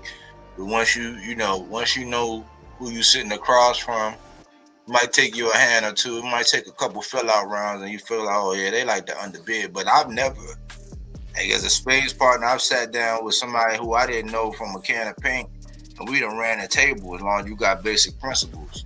Yeah. You know, I don't play when it comes down to spades. But I do want to say this, man. We just in an era now to where timing is everything. It's just like right now, like if you look at like David, let's just look at Demetrius Andre, right? Demetrius Andre, he somewhat kind of got a bad shake. Why? Because he trusted in Eddie. He left Jermell Charlo at the table a week out before they fight. And after that, that's when like Al, I don't know if he got blackballed. I don't know what happened, but you know, he made his bed, so he had to lay in it. And I like Demetrius Andre. He's actually reposted one of my videos and everything. I thought I was cool with him, but when I go back in hindsight and I look at it, when he made that move, when he left Jermell Charlo at the altar, that's one of the things that PBC fighters couldn't afford to do. They had already had a lot of energies working against them. But for him to do that with one of their marquee fighters like Jermell Charlo at that time, it wasn't good. Now, if I look at it from his perspective, he went over there to Matchroom to get Canelo and Triple G. And the same shit that people are doing with Shakur, how they protected him and all that, they protected Canelo. That's when all them sound clips, oh, he's a horrible fighter. You fight nobody. You want payday. All these clips based on Andre calling him out, being disrespectful, pursuing it. And he was like, look, I'm on Matchroom. Triple G is on Matchroom. Canelo on Matchroom. He didn't get it. But Triple G avoided Jermell Charlo. And he waited for that guy from over there in, the Japanese guy. I think it was the Japanese guy. He waited for him for like 18 months and gave him a shot. And that fight was close until, you know, Triple G just pulled away. I think the guy had a bad game plan and all that. But I say all that to say this. He goes past that. He gets in the ring with David Benavidez. He does good for like the first 2-3 rounds. And then the fight takes on a whole different complexion. People actually look at the results of that fight and then shit on Andre for everything after that. But it's timing. Why? Because when he really was pursuing Canelo the same way David Benavidez was pursuing Canelo, the same way David Morrell was pursuing David Benavidez, when he was really pursuing Canelo, had that fight happen in the prime, you know, or whatever, because he can do a lot of things that Bud was doing. He's an awkward guy. He's taller, longer. He can stay on the outside. You know what I'm saying? He would have been able to keep. He had stamina. He could have done it. We don't know what the outcome of that fight would have been had he fought him in this timing. So people look at what happened with Bud and Spence when Bud was the one pussyfooting around saying, oh, that fight's behind me, going on Akin Barak. You know what I'm saying? Oh, man, is that fight behind me? Yeah. Will it hurt my legacy? No, it's going to hurt his legacy, but I'm still going to the Hall of Fame. And then when Earl get in the accident, oh, man, tell Earl get his panties out his butt. But it's like you did all that pussyfooting around and then you timed it to where, I guess, reports or, you know, as a boxer have an insider, whatever was going on. I'm not making excuses for Earl. I just know my guy. You're not going to convince me. I don't make excuses for what happened on that night, but you're not going to tell me that that's the same Earl Spence that we're accustomed to seeing. His eyes, he looked like he smoked 2 pounds of weed before he even got in the ring. It's the same way, damn near like Wilder looked when he took off that costume and he was already sweating like he did 5 rounds. So it's timing. So you can't take the outcome of a fight and then rewrite history. That don't negate the fact that you run around talking about tell Earl get his panties out his butt, like, oh no, I'm not fighting him, that fight is behind me and all this, and leaving him at the altar and then going to fight David Avenesian at the time that you did and all that. So it's all about timing. And right now, because Bud did what he did, now you hearing Shakur make statements the way he's making now, saying that, oh man, I'm in the driver's seat, I can fight a fan and make a bag. And You know, all these outrageous things. It's like, okay, you part of that art. I've already made it, so it don't matter. And I've just now heard AC. I just now heard somebody use one of our talking points that we do with certain fights when we talk about, okay, it'll be better for the business of boxing. Now, as far as who we think gonna win and blah blah blah, that's one thing. But as far as the business of boxing, this is why we think this guy should win. I just now been hearing here recently more people echo these sentiments about how they want this guy. I heard it applied to the Boots and Xander fight. Because think about it. If Boots beat Xander, they're gonna act like he did what Earl did. They're gonna act like he did what Bud did. They're gonna act like he did what Canelo did. Now, depending on, and we're dealing with Eddie, because it's not all on Boots, but it's all on how people manage you. Much like Jay Prince and Shakur, Jay Prince and Keyshawn. It's how they manage. It's not about just the fighter. It's about how they're managed and how they're promoted. So I just now heard a major channel say that, man, well, maybe for the business of boxing, it might be better for Xander. Why? Because Xander is showing he didn't have to take the Boots fight. And we're going to get more and more smoke. If Boots is to obliterate Xander, you're not going to be able to hold his feet to no kind of fire.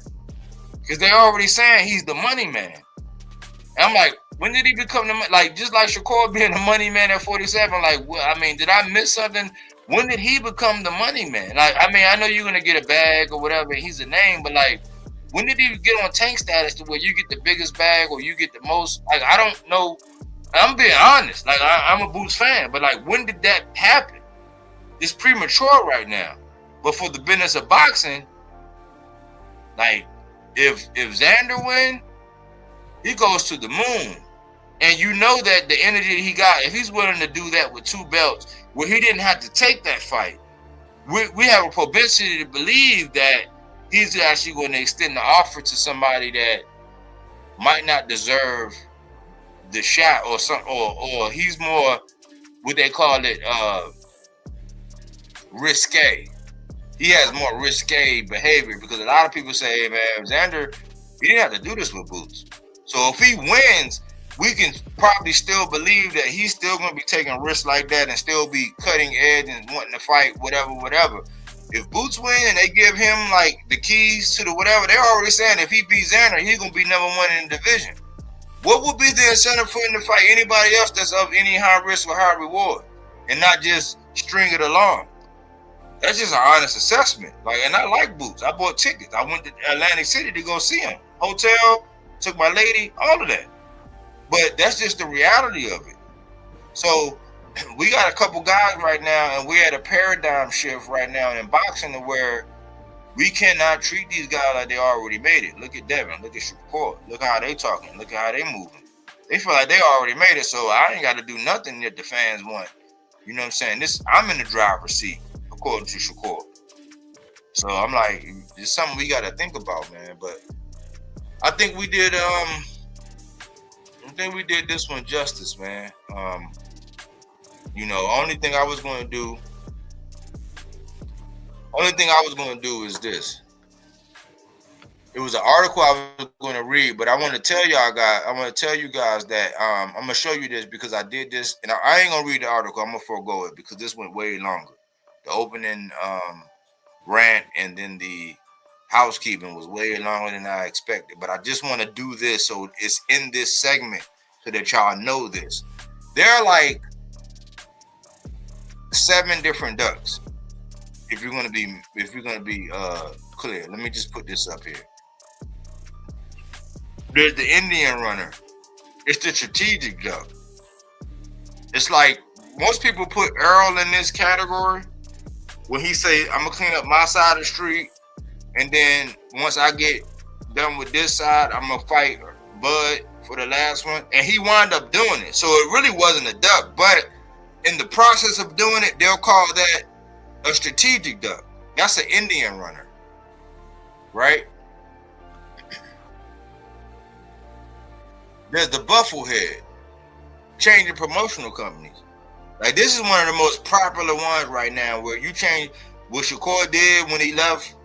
He left his side of the street where there was 3 belts. There was 3 belts on Top Rank. It was one over there on PBC with Tank, and he went over to Matchroom. They didn't have no belts. That's changing promotional company. That's like one of the most like that's the same shit that Richardson Hitchens just did with a belt going over there.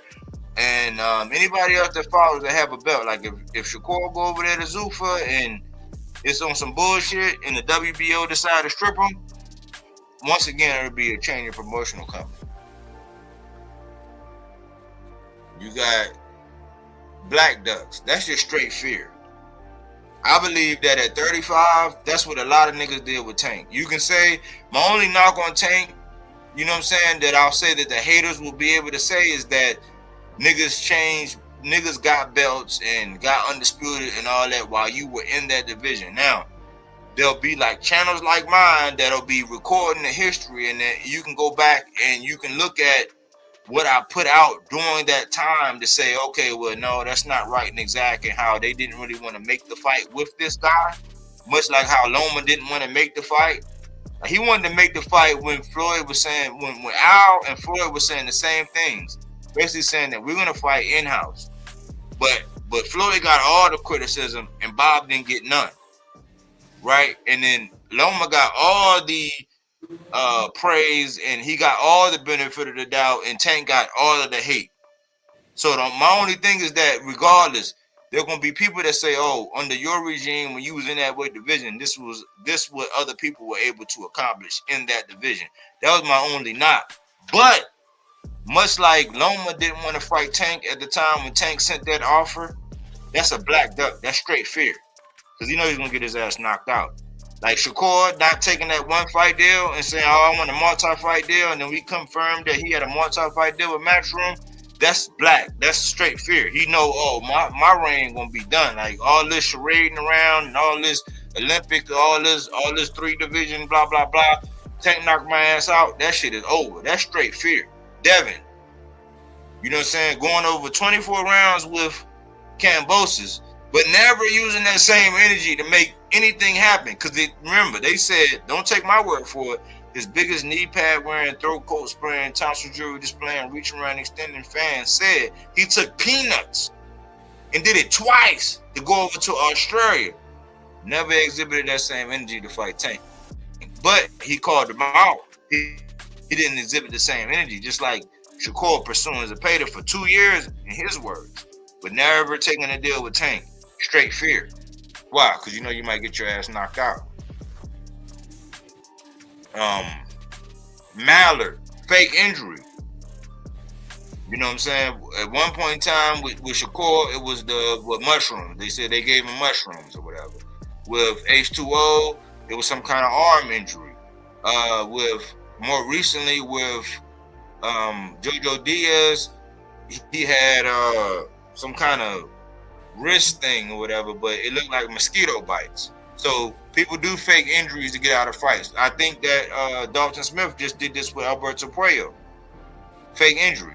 I think that Callum Smith, which didn't age well, he just did this with the talented Mr. David Morrell. And how did that age well? It didn't age right because the guy that got in there wound up stopping David Morrell in the last round. And Callum Smith happened to be ready and available at that fight, saying, I'm ready to go. Fake injury.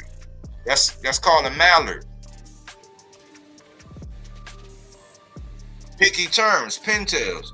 Oh no, it gotta be at this weight class. He gotta give me a fruit basket. I need nothing but Jolly Ranchers. You know what I'm saying? With at least 10 Hershey Kisses. Like all these just crazy picky things where you just make it to where it's like Devin and them do a lot of this. Oh man, no man, I gotta have my locker room. It gotta be facing the east, and I need a dozen rose petals. All kind of crazy, stupid shit. Other than ring size, gloves, who comes out first and last, all that. Bud even did it with Arrow. Oh man, no, I need the coin toss. It's like, no, you was undisputed and all this, but this is my division. I got 3 of the straps, like, so it should have been mine. But Earl being the guy that he was like, man, look, man, I'll give you. All right, okay, cool. I'll come out. You can announce me first. All right, you can be announced last. Okay, all right, cool. We'll do a coin flip. All this thing, that's pintails. That's picky terms.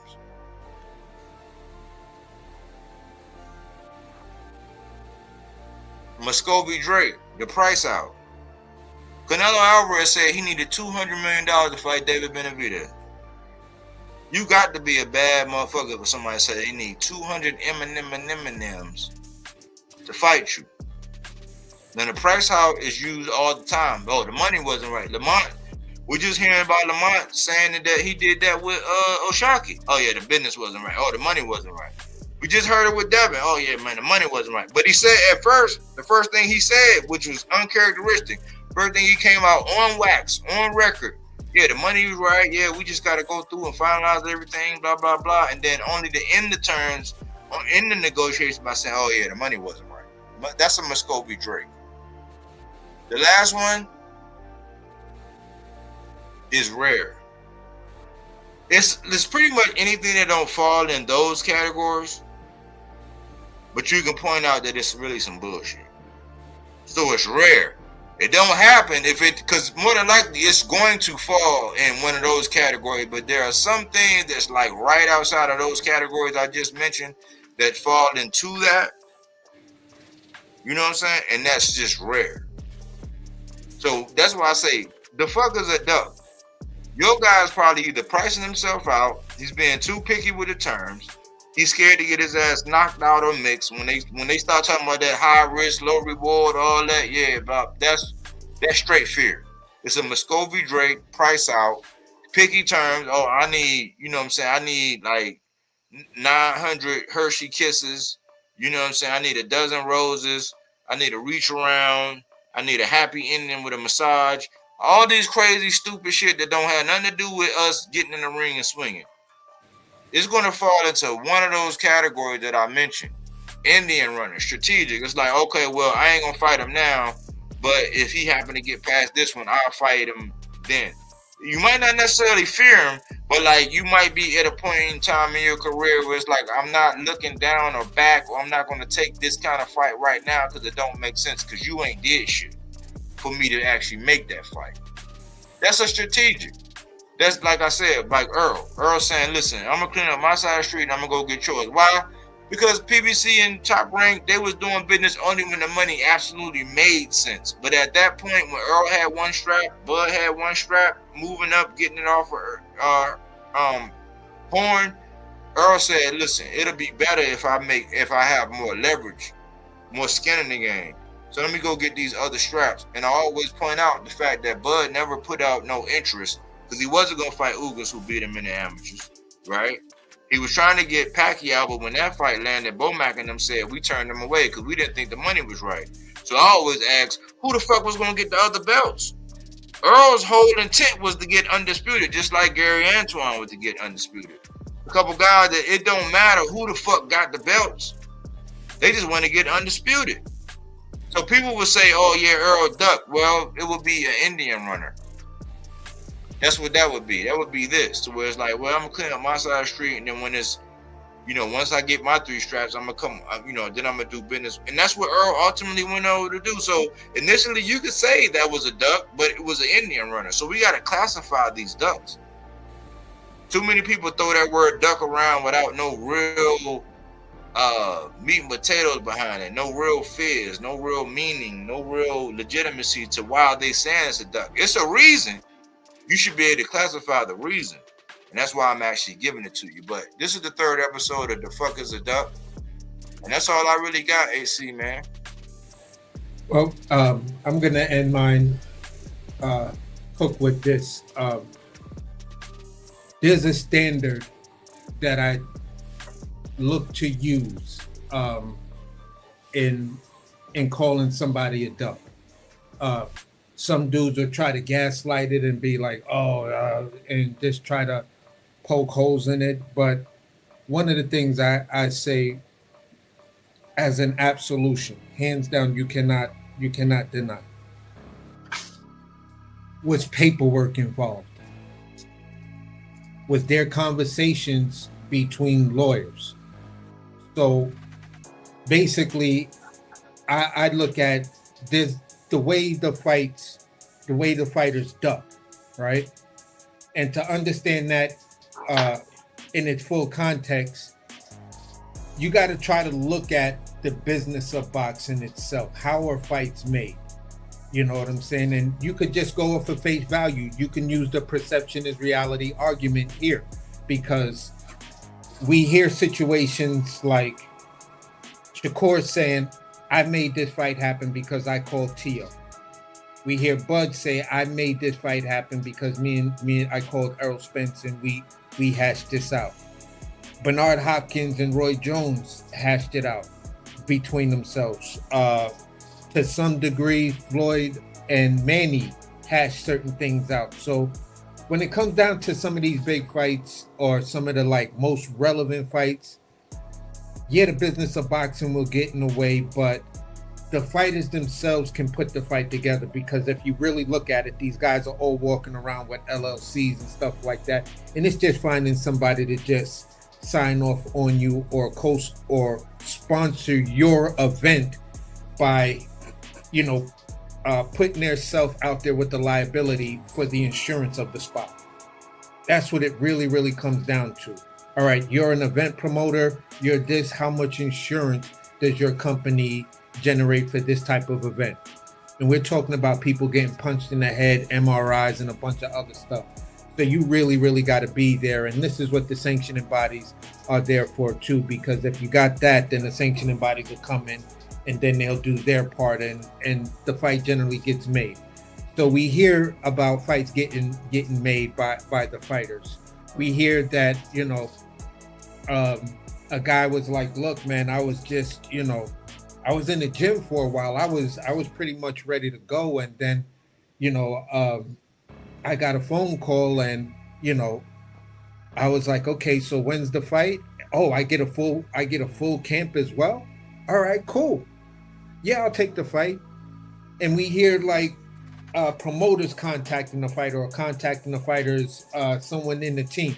The Boots versus Crawford thing where, you know, Bozy was saying he was on the line with Stephen A. Smith and Zab Judah and a bunch of other people and things like that. So there's plenty of ways fights can be made. So that means there has to be just as many ways as people getting out of these fights. And for me, once paperwork is involved, once teams are talking on the phone and everybody's really, really chopping it up and stuff like that, and then there's interviews and, you know, you're talking to this promoter and he's like, yeah, the negotiations are going well. That means there's term sheets and other things like that going on. So then when you pull out of that situation, whether you're still negotiating certain things or whatever the case may be, but negotiations can take as long as it takes to negotiate. When you pull out of situations like that, you duck.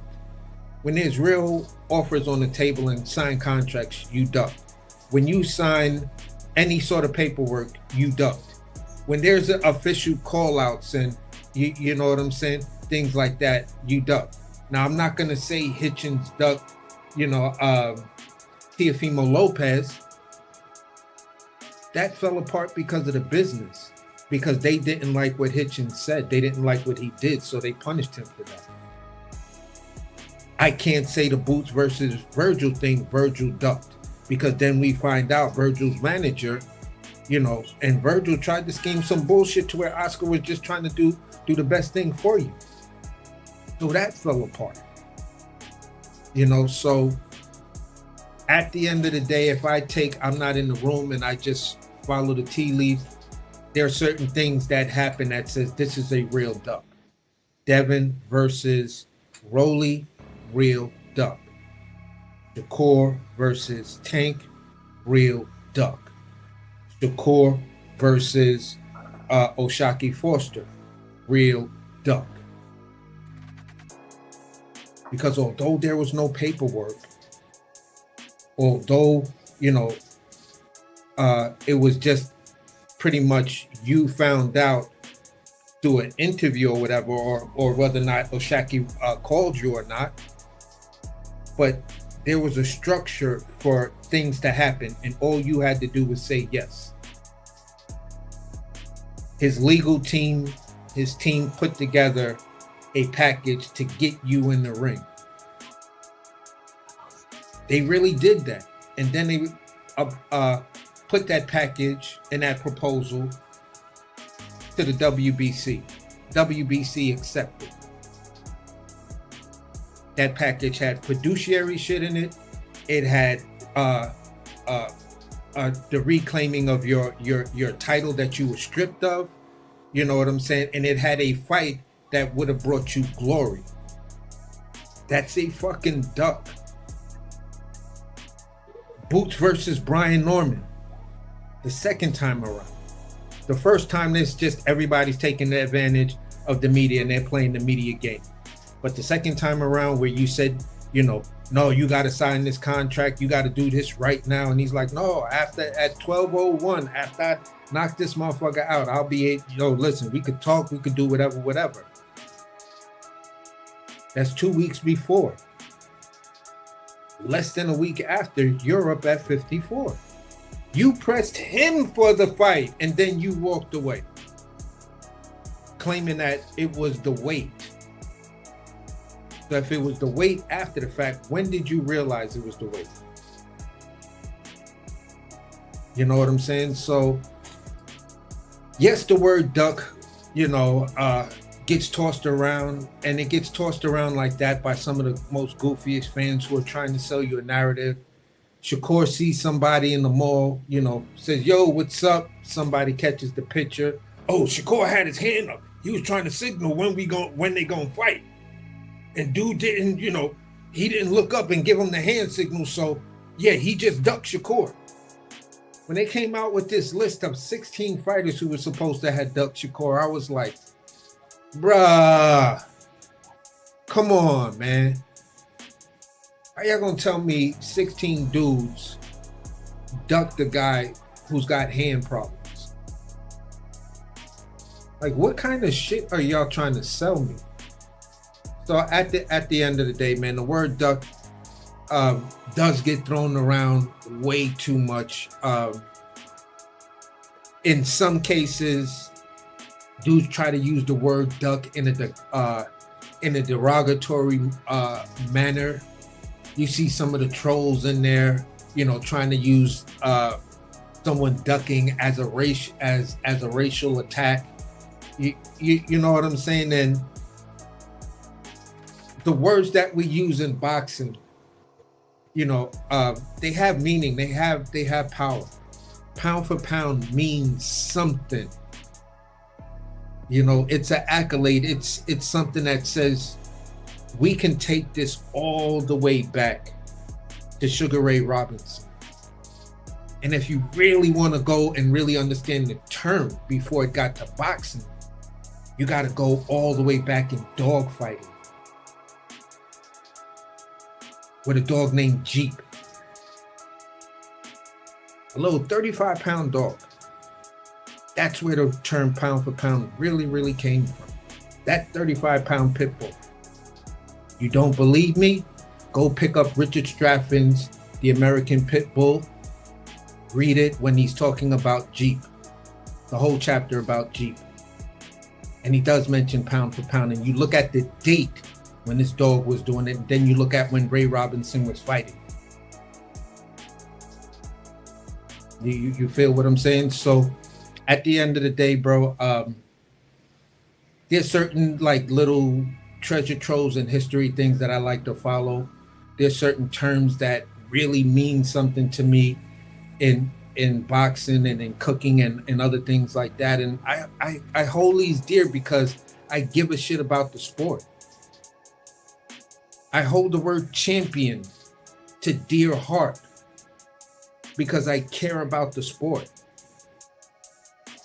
The word contender. If a young fighter with all the people that are in all the boxing gyms across the world, all of them at some point want to hear their name as a contender. And when you look at the ratings or the rankings, you see the 4 champions. You know who everybody under those champions are? What they're called? Contenders. Some are former champions, but they're all contenders. They all want to contend for that championship belt. And under each one of those 4, it's 15 guys that make the top of the list of the contenders. So we got to understand these words mean something. And for the pure boxing fans, these words mean something to the point where when we hear a fighter like Shakur Stevenson trying to be compared with with a Floyd Mayweather, and then the fucking idiot says some goofy shit about Ray Robinson, you look at him like you're an appreciative little piece of shit. Like, you don't even know what dudes like Ray Robinson did, so your stupid ass could be up there talking shit that you're talking. Like, they fought in towns that just called them the N-word. Like, you have no idea of the history. That's how fucking ignorant you are. And this is why you do what you do. And this is why your fans co-sign the shit you co-sign. And before I go on the rant and really get pissed off just on that point itself, I think it's like that's where I need to land the plane. The words we use in boxing have real meaning. So when you call someone a duck, you better make sure you got real reason. And it's just not some, oh, I just don't like the guy shit. Or I felt he hasn't fought anybody. You know what I'm saying? It's got to be a little bit more than that. Because one way or another, in this era, your favorite fighter might be in a situation to whereas one of those 7 joints he actually did, whether it's the business of boxing, whether it's just maneuvering around someone at this moment, we're going to have to accept that. But if they revisit that, then you got to revisit that. Like, yeah, back in the day, I thought he was ducking. It really, really looked like that. But then we're here now. So that situation, I'm not going to rest my argument and say he don't deserve the fight or he don't whatever. People have families. People have life outside the ring. And sometimes shit like that just gets in the way. It's timing. And with that, Buster Douglas beat Mike Tyson. Timing. He had situations out the ring that gave him that super discipline that his entire machine worked. Brains, limbs, muscles, adrenaline. Everything was clicking. I got dropped, got back the fuck up, and then put belt to ass. And that's where I land my plane. Great cook as always, man. Great cook as always, AC, man. Consummate professional, man. I appreciate you, man. Yeah, for sure, bro. On to the next one, man. On to the next one.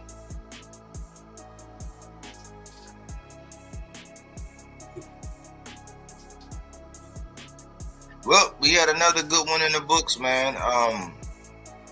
There was an article, and I will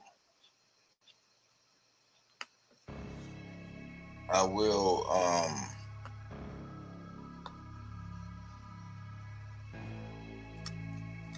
gonna put this article because the last time on the original one, the first episode, I actually put the article. There you go. Just to know, like, we put time, effort, and energy into it. We're not fly by night. Yeah, we're not the most frequent, but we do believe in quality over quantity. We're not knee-jerk reaction, and sometimes I see something or whatever, and like, just so I won't go on a tangent or tear or have a rant, I'll be like, hey, AC, man, I seen this. We'll be texting back and forth, and he'd be like, yeah, man. And so we'll chop it up, talk each other, down off the ledge, or say, no, that's legit. You know what I'm saying? We'll move forward. But just know that we put in effort and energy into this, man. We're not doing like these. Like, if I was ever, granted the privilege to be able to interview these guys, I would have authentic questions, conversations. I would actually know what's going on without even really having to do no research. Yeah, I would do some research to fill in a couple of little blanks, but I would be more than respectful for the sport and the vitality of the sport to come to the table with something that really means something.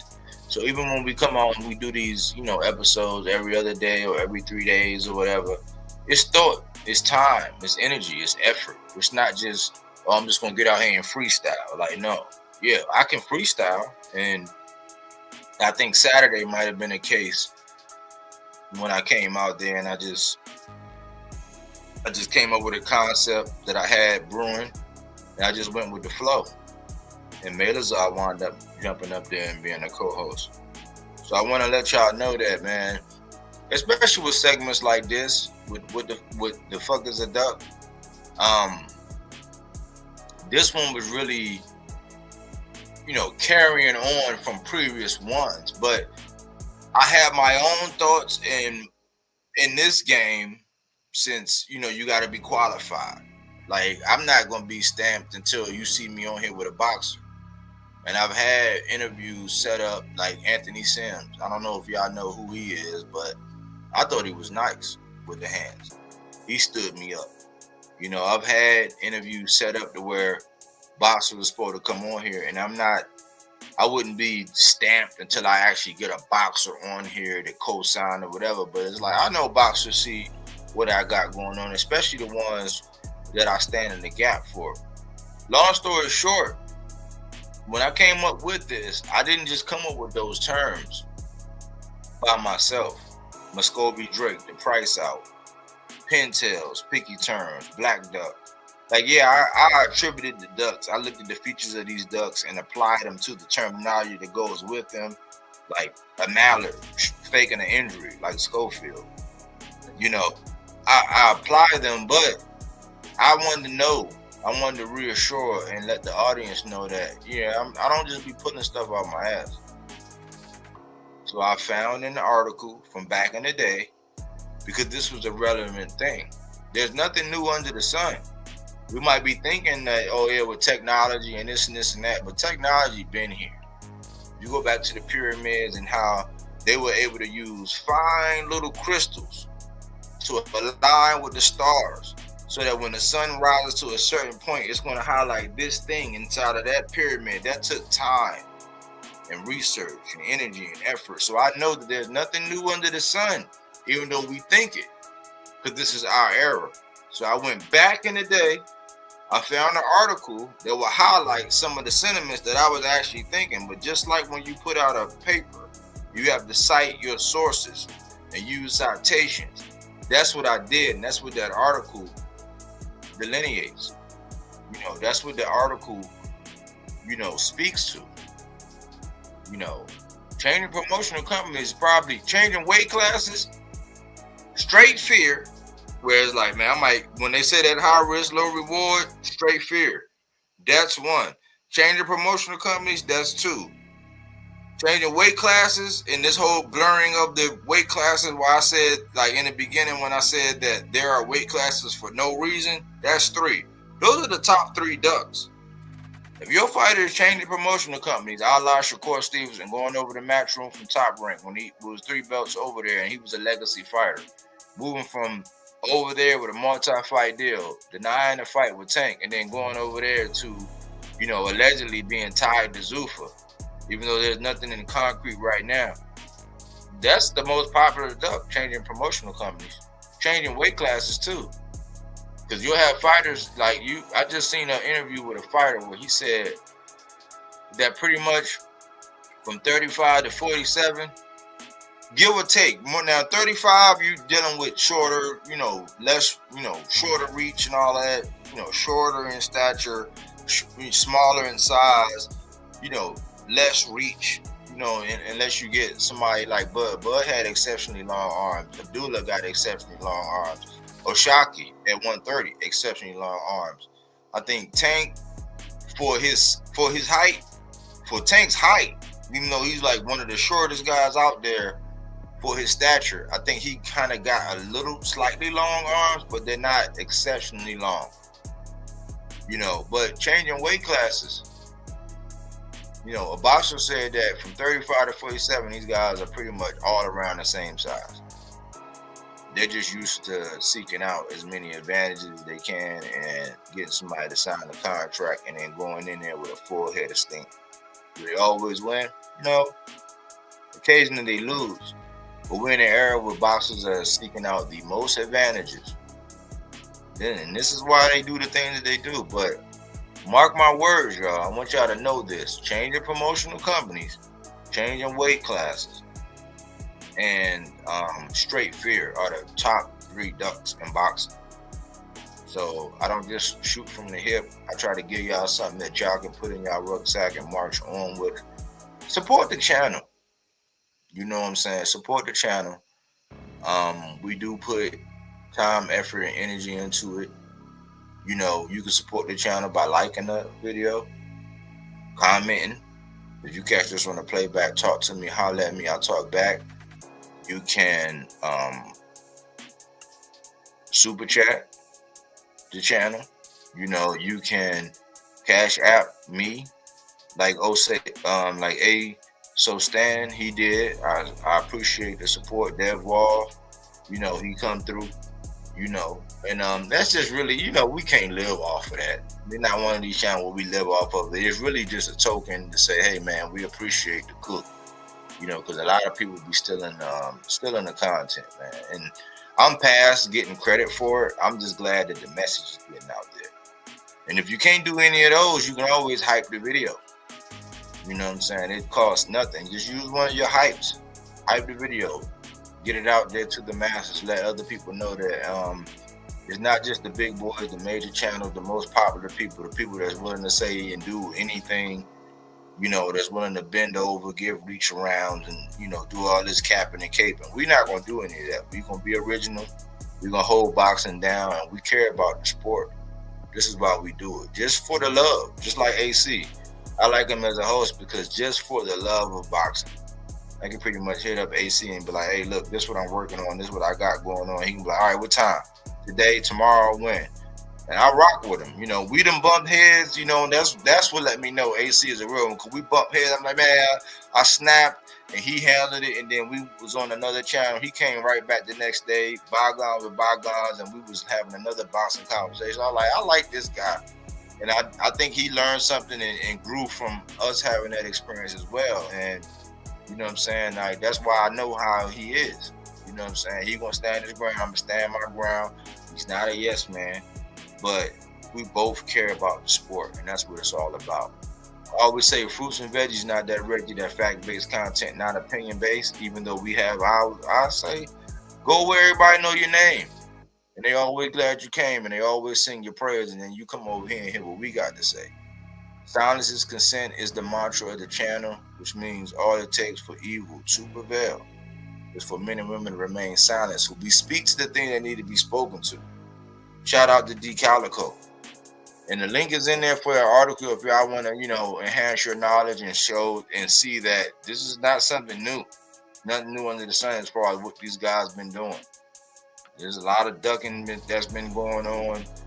And he who controls the printed page controls the thinking of his age. So a lot of the time, the people that's in control, they're not going to highlight, especially when one of their darlings, these media darlings, when they're doing it, they're not going to highlight it.